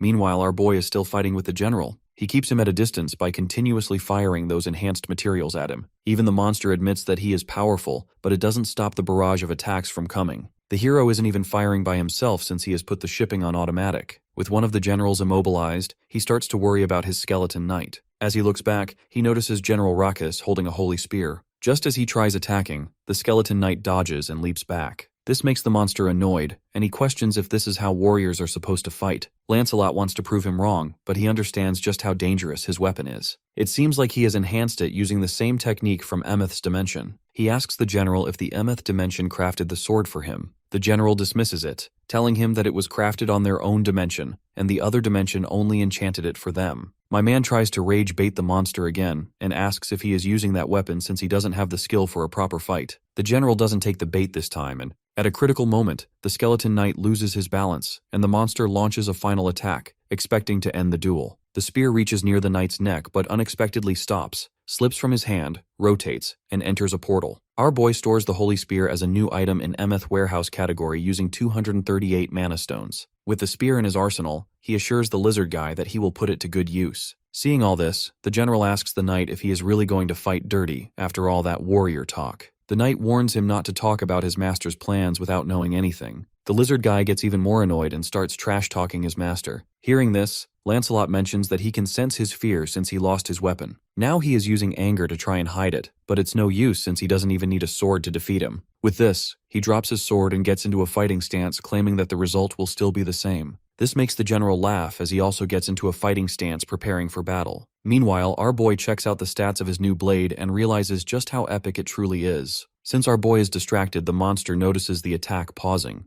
He laughs mockingly and asks if he froze in fear after seeing his rock-solid defense. The monster continues boasting about his strength, revealing that no one can stop his charge except the 2 other generals. However, before he can do anything, 2 spears come flying and stabs him in the arm. Shock fills his face as he realizes that this spear belongs to his comrade. Before the guy can figure out anything else, he gets bombarded with countless more holy spears, and he falls down. A system notification confirms ownership of his dimensional account transfers to our boy, along with 1,667 mana stones and a level D enchant stone with the etherealization attribute. On the battlefield, soldiers continue firing, killing many lizards. The sister sees the lower area cleared and the building safe, but realizes she left the archer skeleton alone to handle flying enemies. She quickly runs to help, but when she gets there, it's already too late since he has already taken care of all the enemies by himself. Elsewhere, the skeleton knight and the general continue their duel. They are evenly matched in terms of strength, but Lancelot holds the technical. Bro turns into Prime Mike Tyson and starts hammering the lizard man with his punches. The general tries fighting back, but it's no use as he gets hit by a nasty uppercut. With the general on the ground,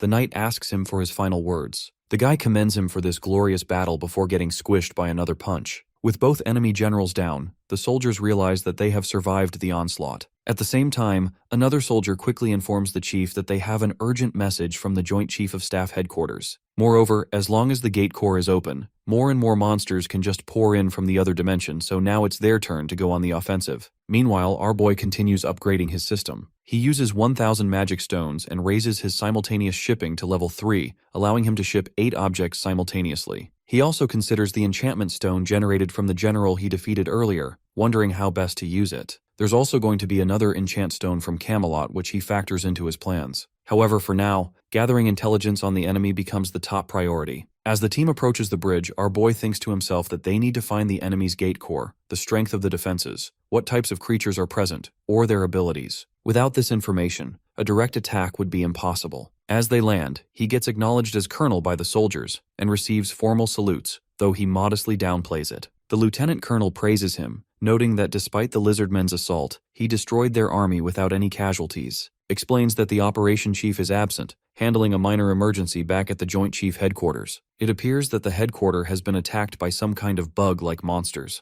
Our boy doesn't think it's that serious, so they decide to go on with their planning. The soldier explains that while they know the gate's location, the gate core is still unidentified. They had a sniper deployed, but the area ahead has become swamp-like or hostile, making visibility and movement extremely limited. Our boy examines images showing the building overgrown with vines and moss. Contact with the environment is harmless, but lizardmen could hide anywhere, making free movement nearly impossible. Seeing all this, he figures that his skeleton knights might be able to help. However, when he summons Lancelot, the knight explains that this plan might not work. Even though they can easily move around the terrain in their spirit form, he still won't be able to find their location if they are hidden without being spotted. However, he knows someone with a special skill to steal information invisibly, using concealment or invisibility. Our boy uses 500 mana stones and an enchant stone to summon the assassin knight Mordred. We learn that he is a stealth specialist who can infiltrate enemy territory, gather intelligence, eliminate targets undetected, and make quick, strategic decisions. His has an ability to go invisible, but his body is still influenced by physical things, which means that he can still get hit.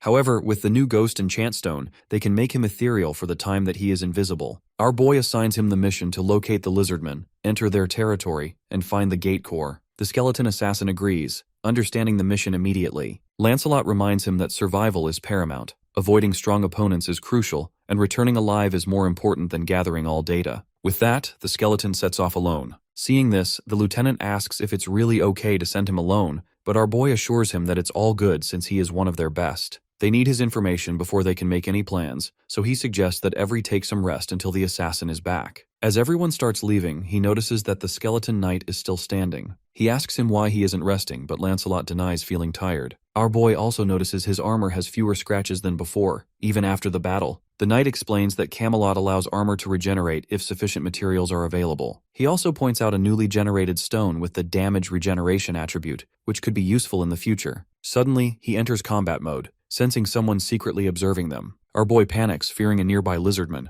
The knight admits that he only felt their presence and doesn't know their location yet. He suddenly moves toward a container and spots the hidden observer. Before the guy knows it, he is already in front of him. He holds him at sword point and says that his life depends on how he answers his next question. The knight asks him why he was stalking them from a distance. Meanwhile, our boy hears the screaming and runs over to check what's going on. He shouts, witnessing his knight holding the man by his neck. Lancelot continues choking the man and presses him for an answer as he is running out of patience. With the little life he has left, the man calls out for our boy, and this only makes the knight more furious. Just as he is about to give him the most painful death imaginable, the hero intervenes, revealing that the man he is choking is actually his friend. Meanwhile, the assassin skeleton moves carefully through the lizardmen's territory, passing many dead bodies. He notices that these creatures fight among themselves for honor, acting like a warlike race. Therefore, the scent that's most familiar to them is blood. To make his scent not stand out, he also covers himself in blood and begins moving towards the massive tunnel ahead. As he walks inside, he wonders why the lizardmen would build such a huge entrance, as it seems unnecessary and harder to guard. Inside, he observes many lizard bands of different sizes, carefully noting their positions while avoiding contact.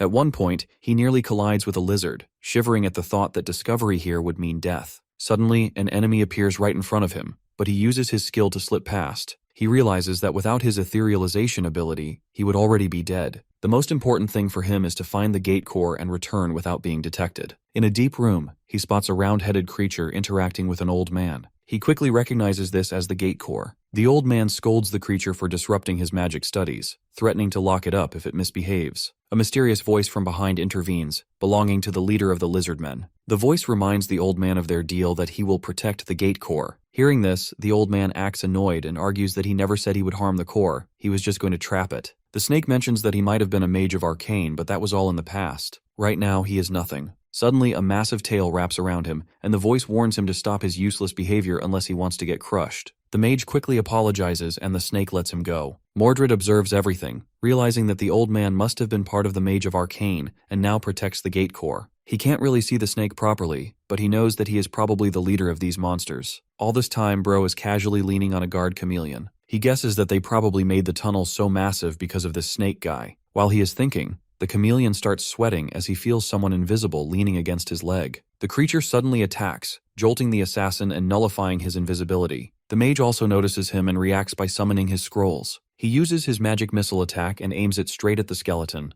The scene shifts to the hero's childhood. At school, he met a kid who teased him for his old-fashioned uniform. Our boy wanted to rearrange his face, but he held himself back. The boy continued teasing him and eventually got what he deserved. His name was Minu, and he used to be a loner who was always by himself boasting about his family's wealth. All the other kids thought of him as a show-off and ignored him. However, one day as he was playing on his Nintendo Switch, the other students ganged up on him and snatched it away, saying that he can probably buy more. When he tried resisting, they beat the crap out of him. For some reason, our boy decides to intervene, striking one of the boys with his school bag to protect the loner guy. The only reason he did it was to show the boy that he was not the guy to be messed with. However, the bullies thought he was just his friend, so they targeted him next. Just when one of the bullies was about to throw another punch, someone caught his wrist. He looked back to see the terrifying figure of his sister. The sister looked at him with a disappointing expression and said that he also needed to join her in the morning exercise. Our boy unwillingly agreed with her and started walking away while the guy with the glasses stayed behind. He looked back and asked him if he wasn't going with him. From that day on, the two of them became very close friends. They spent their entire junior school together,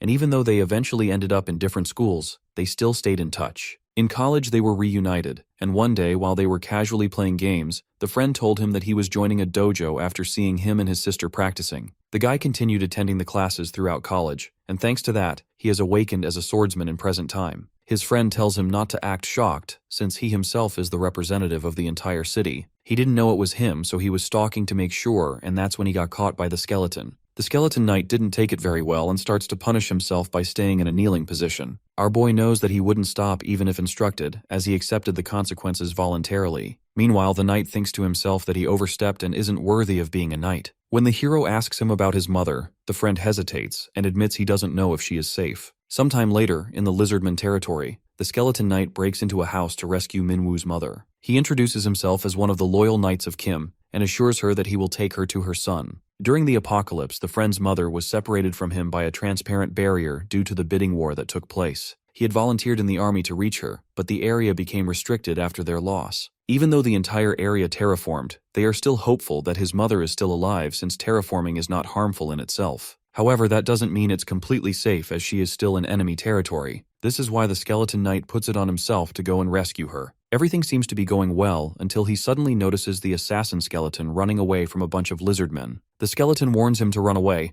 but the knight knows it's a bit too late for that. Looking at their units, it seems unlikely that they can outrun them. Realizing that he needs to make a decision on the spot, he orders the assassin to retreat with the mom and deliver all critical information to the hero while he stays behind to hold off the enemy. He also instructs him to tell our boy that the enchant stone will be best used on Percival. The assassin skeleton wants to say something, but Lancelot cuts him off, saying there's no time. He understands and runs off quickly, leaving Lancelot behind. The knight grips his sword tightly and charges into battle without any fear, as he wants to prove himself to his master. Sometime later, the assassin skeleton returns to his master, carrying the Minwu's mother safely on his back. He reports that the mission is complete. Seeing his mother unharmed, the friend bursts into tears of relief. As our boy wonders why the knight hasn't returned yet, he gets system notification informing him that his spirit has been vanquished. Later, the protagonist stands silently beside the assassin listening to his story. He learns that Lancelot sacrificed himself to protect his friend's mother and ensure that he could deliver his message. He didn't die in the normal sense, as his spirit can be revived using the enchant and magic stones, though it won't be easy. Our boy wonders if he pushed Lancelot too hard, forcing him into unnecessary danger. Maybe he should have stopped him instead of letting him go alone. The assassin skeleton then shares the knight's final message that the enchant stone should be used for Percival. Hearing this, our boy remembers their past and thinks deeply about where the stone should truly go.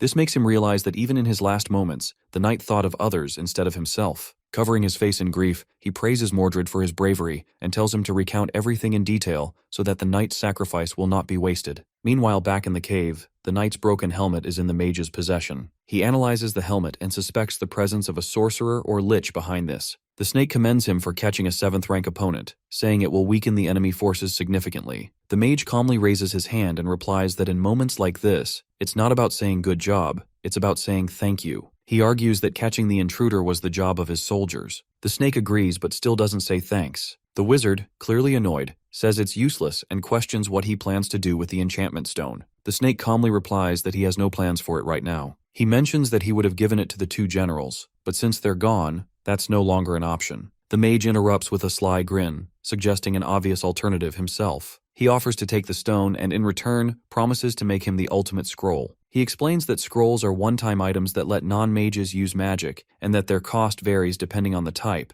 with the best ones being worth more than 3rd-class enhancement stones. The snake, however, doubts his skill, saying that his scrolls are poor quality because he traps living beings inside them. He argues that trading for armor or weapons would be more effective. The mage grows irritated, calling him a fool for not understanding his brilliant work and labeling him a savage. The snake calmly remarks that if refusing to follow his ways makes one a savage, then even arcane mages who reject his methods must be savages too. Enraged, the mage shouts, but the snake ends the argument, saying he'll use the enchant stone to strike a deal with the Emeth dimension and warns him to use only the prisoners they provide for his scrolls. The mage insists it's unwise, but before he can continue, a noise comes from a hole in the rock. A massive skeleton knight emerges from the hole and introduces himself as Percival. The mage quickly recognizes him as a friend of the one they killed and assumes he's here for revenge. With a grin, he decides to test him and casts a powerful 2-cycle fireball scroll. The spell explodes with a deafening roar, but when the flames clear, the massive knight still stands without a scratch. Realizing his opponent is strong, the mage prepares another spell only to find that nothing happens. Confused, he looks at the portal that just opened and realizes, to his horror, that all his scrolls have been stolen. At that same moment, a system message appears, showing that the hero has successfully stored all the magic scrolls, using up 3,914 magic stones. Adjusting his headphones, our boy says it's a good result and tells his knights to handle the rest. Percival's radio lights up,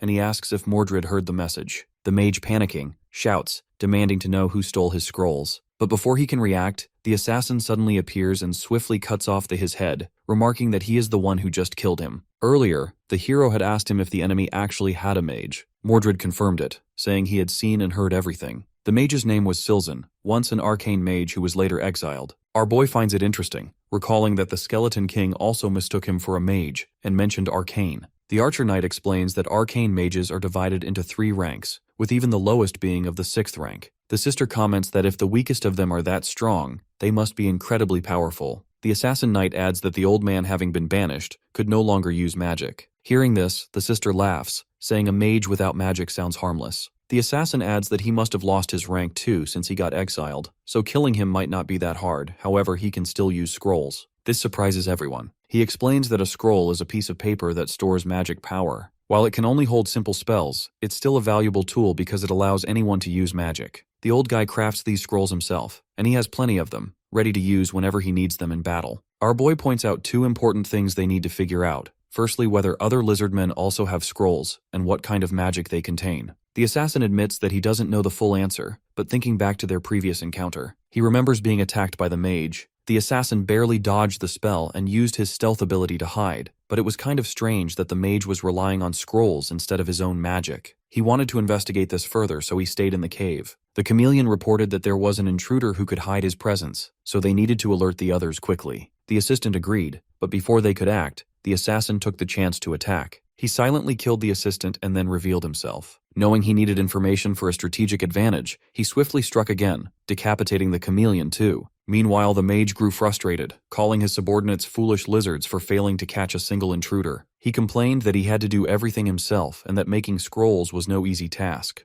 The assassin, recalling all this, notes that the mage had even chased him outside the cave, which helped them learn more about both the mage and the lizardman's strength. Still, their pursuit came at a cost, and Lancelot lost his life in the process. Our boy reassures him, telling him that the information he risked his life to gather was crucial. Without it, they wouldn't have learned about the mage's existence. For now, he suggests they think about how to destroy the gate core. The archer points out that since the enemies rarely use scrolls, they must be difficult to create. That's probably why the old man didn't share them with the other lizard men. The lieutenant adds that the fact the snake and the old man were both inside the cave guarding the gate's core suggests their main duty was its protection. However, it's strange that the old man left the cave to chase intruders. He believes there are only two explanations. Either their defensive force was too small, forcing the mage to join the fight himself, or they wanted to prevent any information from leaking and decided to use all their power for that reason. Our boy concludes that if that's true, then capturing the old mage would make dealing with the rest much easier. He mentions he might have an idea. After reaching the third level of Subspace, our boy gained a new ability called Categorizes.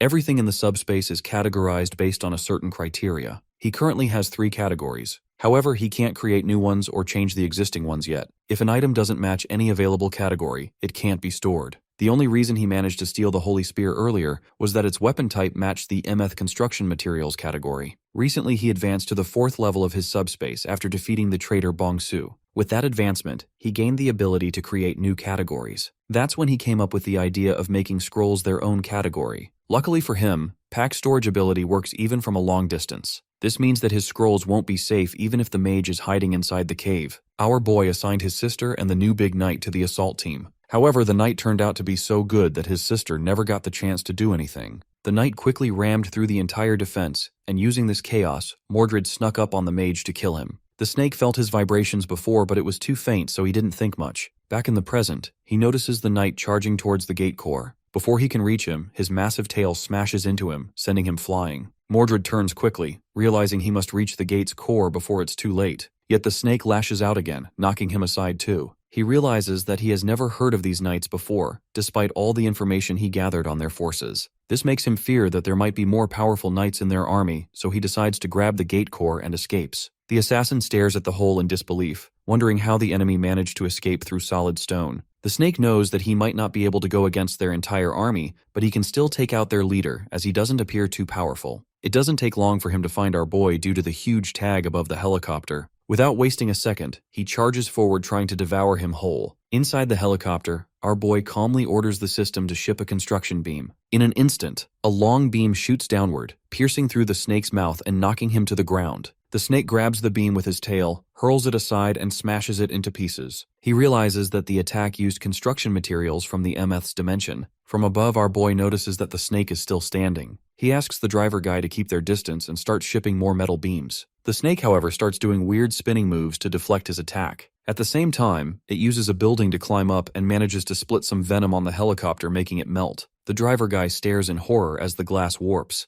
But before the poison can destroy the aircraft completely, our boy commands the system to recall it. Instantly, the helicopter vanishes into a glowing portal, and a moment later reappears from another one, restored and free from any damage. The snake looks on, baffled by this strange ability. The hero realizes it doesn't matter if the helicopter is hit again, as he can always summon a new one from his subspace. The real problem, however, is that the metal beam attacks are proving useless against the massive snake. As he watches tensely, he wonders if they should try using a special weapon just once. Moments later, a spear crackling with lightning streaks across the sky and impales the snake through the chest. The beast freezes in shock, recognizing it as Rakis's spear. Before he can react, a second spear follows, piercing another part of his body. His eyes widen in disbelief, and he wonders how can his enemy possess two holy spears. Our boy then casts two circle ice magic, and a massive spear of frost shoots forward, slamming into the snake and freezing parts of his scales. The monster roars in pain, realizing that the attacks are being launched using stored scrolls. He screams that these attacks won't do anything, but our boy can see that the spear still managed to freeze him for a bit. As the snake tries attacking again, he uses product recall to go back inside the portal, along with the rest of his team. The snake can still see the massive tag in the sky, but our boy is nowhere to be found. This confuses him, and he wonders if this is one of his special abilities. Then, to his astonishment, the hero and his entire team emerge from another portal with each of them holding a scroll. Together, they unleash a barrage of two-circle magic, creating dozens of ice spears that streak through the air and stab deep into the snake's massive body. Our boy calls out that the monster is down and orders everyone to fall back. He instructs Pax to summon the Black Hawk helicopter again. The team quickly boards it through the portal.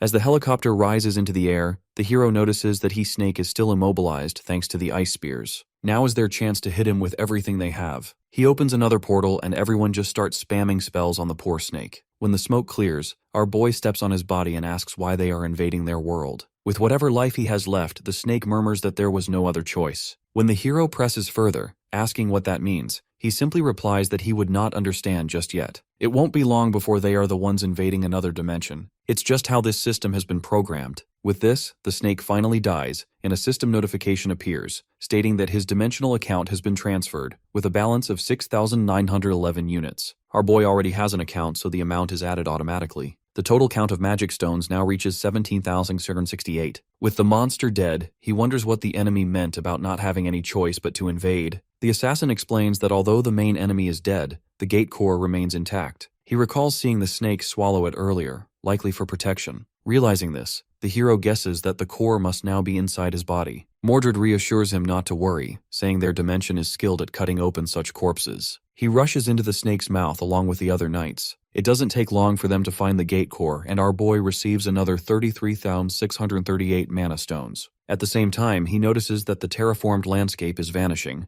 The assassin informs him that when searching for the core, he found these enchantment stones. Our boy uses those stones to appoint Lancelot back into his army. Standing under the sunlight, the skeleton knight looks back at our boy. He tells him that this victory is all thanks to him, though he admits he should have said it earlier. Lancelot humbly replies that he only did what any true knight must, so he doesn't deserve his gratitude. The hero admits that carrying out our duties is not easy, so he should just learn to accept the gratitude. At the same time, he notices helicopters soaring across the sky. In Korea, only Incheon had fallen in the bidding war, and now that it's reclaimed, most of the invading monsters have been wiped out. Still, the country isn't entirely safe as lesser creatures like orcs and wyverns remain, and it will take time to restore peace and rebuild. The chief steps out of a helicopter, calling for the hero. The protagonist finds it unusual to see someone other than the head of operations, since he usually appears during critical missions. The chief explains that he came urgently because the exotic terrain has been disappearing. More supply helicopters will arrive soon after. When he sees the massive corpse beneath the hero's feet, he realizes it's the leader of the lizardmen and shouts in disbelief, wondering how they managed to defeat such a creature. After some time, a steaming plate of food is placed on the table. Our boy looks at it while drooling since he hasn't had something like this in ages. It all started right after his friend's mother was rescued. Once she was safe, she was sent to Subspace to be treated by his nurse sister. As a thanks, she wanted to treat them to something nice, but the sister assured her that they were all eating well. When asked about food, she revealed her brother's ability. When she learned about his ability, she became interested and mentioned that she had a close friend who was a chef. She offered to speak with him about helping.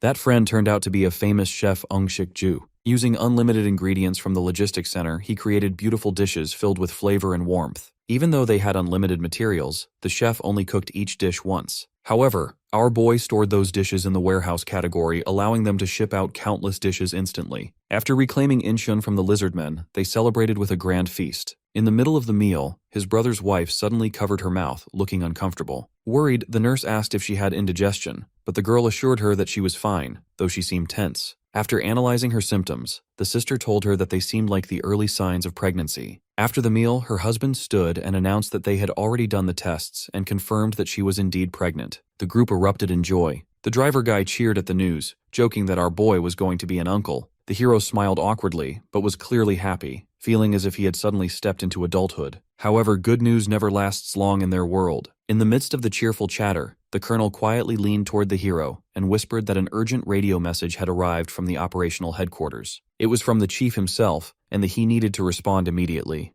Our boy talks to the chief on phone and gets immediately notified that the terraforming process is still going on. The chief explains that they have already shared updates about the situation with China and Japan through the remaining communication channels. Both countries are experiencing large-scale terraforming, and now its effects are starting to spread beyond their borders. Each nation faces different problems. China is suffering from toxic gases leaking from the Beijing Gate, while Japan is dealing with poisonous water flowing out of the Fukuoka Gate. When he asks which poses the greatest danger, the chief says that although both are serious, the toxic gases in Beijing are far more threatening. He also warns that even though the poisonous air hasn't spread yet, the bugs have already begun to appear. It's only a matter of time before the gases follow. He insists that the Beijing Gate must be sealed quickly. Their forces plan to send reinforcements, but he admits that it's not a problem they can handle alone and feels embarrassed to ask for his help. Our boy cuts him off, saying there's no need for hesitation. If they don't act now, the Korean peninsula will become a wasteland. Of course he will help. He does, however, worry whether entering China without an official invitation might cause trouble. The chief confirms that it might, but the hero doesn't hesitate. He orders preparations for the third security group to depart that very night, and ends the call. He isn't going to let his nephew or niece grow up in a world filled with gas or giant insects. It's time to restore Earth to its original state. With these thoughts in mind, he instructs Pax to upgrade the Subspace.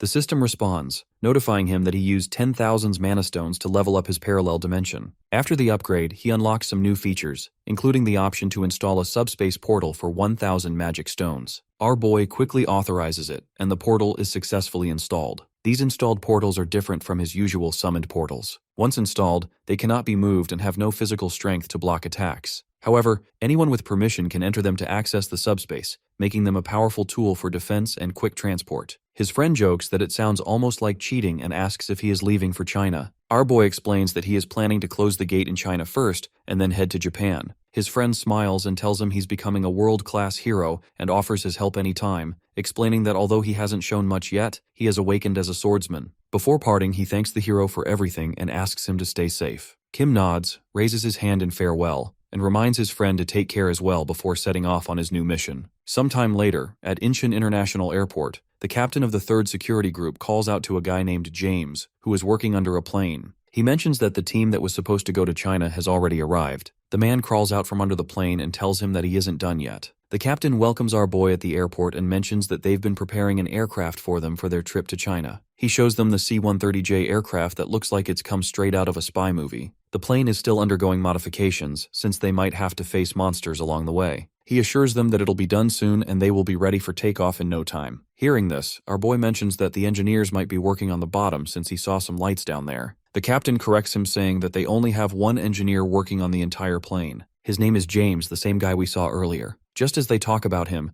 the man finishes his modifications and walks over to them looking all jacked. Since he can only speak English, he has to hold a special mana stone to act as the interpreter as he explains all the modifications he did on the plane. The guy explains that he only modified the belly of the aircraft since that's the only part which can realistically get attacked. He used to be a formed aircraft engineer before the apocalypse, so he awakened as a mechanic. Even though he was already good at his job, our boy wasn't expecting him to be this good. After checking the modified parts and doing some inspections on the aircraft, they decide to distribute some food and other supplies to the team at the airport. Our boy also hands over food to the engineer guy, and that's when he learns that he is not like others. Despite living in an apocalyptic world, he refuses the food, saying that he is full. It's not like he is happy or upset, he just doesn't care about it. Hearing this, our boy orders the system to ship the food back. The engineer guy is a bit surprised by the AI robots and looks in awe. The hero notices this and wonders if he can offer him some kind of machines to get him to join his team. Using his abilities, they can achieve great things in the lab. He offers the guy some motorbikes and any machines he wants and asks if he would join him. Initially, he rejects his offer since they just met and he doesn't really trust him. However, when our boy is about to leave, he stops him and asks if he wants to make use of his ability. The guy agrees to work with him on the condition that he will take him back to America. Hearing this, the hero mentions that it might take some time since he is planning to go to Japan after taking care of things in China. The guy doesn't really mind as long as he gets to America. After getting him into his team, our boy asserts his dominance and farms some aura by spamming dozens of Black Hawks and other vehicles in front of the engineer. He even does the cool walk-off, telling him that it's his signing bonus. The engineer stands there wondering what kind of a sick ability he has. After hiring the guy, the team finally decides to leave. Just as the chief conveyed on the phone, The situation in China looks grim, and buildings are being swarmed by massive bugs. They land on an empty road and immediately get inside the portal. Lancelot steps out the other side to make sure everything is safe and gives them the signal to come out. Our boy walks out with a gas mask since the entire place is filled with toxic gas. It isn't long before the leader of Heaven's exile clan Unyang arrives to welcome them. Thick clouds of toxic smoke surround the ruins of the destroyed buildings. The clan leader quickly shuts the door, relieved that the giant bugs haven't followed them. He apologizes for the poor condition of the room, admitting it isn't much, but our boy assures him that it's fine. He looks at the people inside glowing faintly with energy and wonders what they're doing. The leader raises his hand and explains that they're using their inner energy to purify the air so that everyone can safely remove their masks. This ability belonged to people who have awakened from the world of martial arts. Across China, ancient martial arts schools have preserved their traditions for generations. When monsters appeared, some of their members awakened special powers that were slightly different from those of ordinary awakened people. While others gained abilities like subspace or healing, martial artists awakened an inner energy that they could freely control with their will. These powers made them extremely powerful, so the Chinese government quickly gathered them to fight the monsters. Their leader is Unyang, who is also known as Mistblade. The guy reminds everyone that not all awakened martial artists are like them, but they were summoned by the government to defend the country. However, the ongoing competition between regions makes things more complicated. In Beijing alone, 2 bidding competitions took place, and their enemy came from a dimension called Beelzebul. Our boy notes that Beijing's population is twice that of Seoul, so it's understandable that it has multiple competitions. The guy admits that they don't have enough information about their enemies. The main problem is the poisonous gas released by the monsters. It's deadly. Ordinary soldiers and awakened people who can't use inner energy die instantly upon contact. Those with martial arts powers can neutralize the poison, but doing so drains so much energy that they can't fight properly. Since they couldn't win the bidding war, the gates opened, allowing more bugs to come in. Since the detoxification takes inner energy, they are at a disadvantage in a longer war. Moreover, it requires fresh air, so they are running out of time with the gas spreading more and more. Hearing this, our boy smiles and confidently walks into his subspace. He has fresh air cans stored in the facility, so he plans to extract air from them using the lab and register it as a product. Doing so allows him to ship out fresh air from the subspace continuously. The building immediately fills with new fresh air, and the people inside finally breathe in some life. The leader stares at the portal in disbelief and wonders what is going on. When he called the Korean army for help, he didn't have much hope. People without any inner energy couldn't even walk around in the gas, so he was expecting them to refuse. However, the chief confidently told him that their colonel was coming. Initially, he thought of them as fools, but seeing all this with his own eyes, he realizes that he was the fool all along. He quickly apologizes to our boy for causing trouble to them and assures him that they won't let the gas reach their country. Our boy awkwardly tells him not to apologize since it isn't his fault. The leader mentions that they might need a few days to rest and recover their energy, and the hero agrees. The next moment, he ships out some tasty dishes for all of them and they have a feast. After eating, they all gather to discuss their strategy. The leader explains that there are different kinds of bugs and they even have different ranks. Most are 8th and 9th ranked, but some may even be at rank 7. The best way to identify the 7th ranks is to look for bugs that seem rare, since normal-looking bugs are mostly not that strong. After that, he starts discussing the location of the gate core. While everyone is listening, the skeleton knight notices something out the window. He informs everyone that a weird-looking monster is outside. Turns out it's a giant centipede, and looking at it, it's probably at the 7th rank. Our boy can't help but focus on its long, creepy legs. They already looked disgusting when the creature was smaller, but now that it's grown so large, they look even more horrifying. He wonders how something that big can move so fast and guesses that it might even be a 6th rank. The sect leader corrects him, explaining that the centipede is actually 8th rank. Our boy is surprised that such a huge creature ranks so low. The leader then adds that despite its terrifying appearance, it isn't very strong. Among insect-type monsters, centipedes are actually among the weakest species. They just look powerful because of their size and appearance. Just then, Soul walks in, saying that since the centipede is only level 8, it's the perfect target for her. She's been bored for too long and wants some action. She declares that no one else is allowed to touch it, and that she'll handle it herself. Her brother tries to interfere, but she isn't planning on staying behind this time. Our boy watches as his sister opens the window and jumps out of the building. He calls after her, cheering her on and telling her to show the centipede her true strength. The sect leader, however, looks worried. The hero assures him that there's no need to be worried as the girl is his real sister, and he knows exactly how strong she can be. But the sect leader reminds him that the air outside is filled with toxic gas and asks if they've prepared for that. That's when he suddenly realizes that she went out without even taking a mask.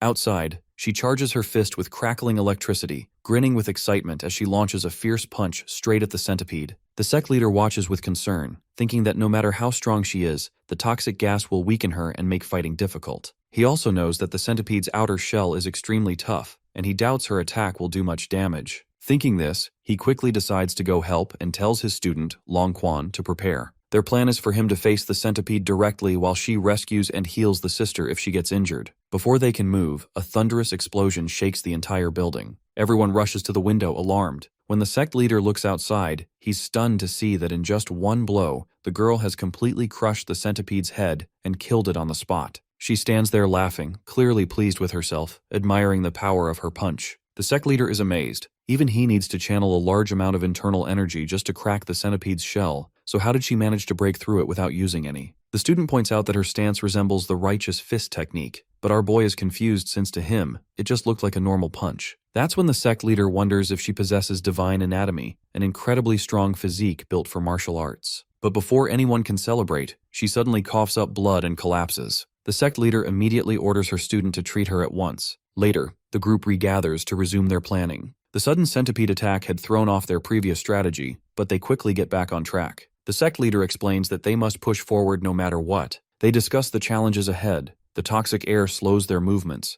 and the overwhelming number of insects makes it impossible for them to fight the bugs alone. Moreover, it's hard to figure out which insects are rank 7 and which are rank 8, and they must close the gate within 3 days. Their plan is simple but risky. Avoid unnecessary fights and head straight for the gate's core. They already know where it is, but as they move closer, the insects grow more violent. These creatures aren't intelligent, yet they instinctively defend the core, making the task extremely dangerous. Still, this is their best plan given their circumstances. The sect leader offers to teach Soul a few techniques and introduces his disciple. Since they don't have much time to assess her skills, he proposes a duel between the two. Saul isn't too sure and asks them if it's really necessary. The student assures her that training with her will benefit both of them since she also needs to improve her skills. However, she warns not to underestimate her since she is second only to his master. The sister accepts the challenge and launches her first attack, moving fast and using energy to boost her strikes. Their sparring begins, and the sect leader watches proudly commenting on the different martial arts technique that the sister is using. Our boy, who has been hit by her countless times over the years, just sees them as normal punches. The sect leader even mentions that if she could use a sword, she would become far more powerful. He offers to teach swordsmanship, though our boy declines for himself and instead asks if his friend can learn. Since the sister doesn't yet have martial internal energy, she relies on her barrier energy to strengthen her jumps and attacks. This allows her to pick up new techniques quickly, and her progress is impressive. He is proud of how fast she's improving. She keeps practicing, working on strikes, barrier breaks, and close combat drills. Seeing everyone grow stronger in this new environment fills our boy with motivation. He decides he can't stay idle while others train. With plenty of mana stones at his disposal, he plans to create new equipment to fight against the insect swarms. His subspace has now reached level 5, unlocking more advanced functions for his lab. The lab itself is at level 3, allowing him to simulate and preview equipment as holograms and even test their performance before making them. He starts by experimenting with a bug zapper, but it's not really effective against bigger-sized bugs, and increasing its size isn't really economical. While he is busy trying to think of a way to get rid of the bugs, his sister-in-law walks in and claims that she can do it. He isn't really sure about that, but quickly remembers that she also awakened as an alchemist, which gave their family plenty of drinking water. The sister-in-law reveals that she has been using the lab a lot while he was gone, and asks him what kind of bug spray he needs. After glancing at the giant centipede corpse behind him, he asks her to make the most powerful spray that can wipe out any bug.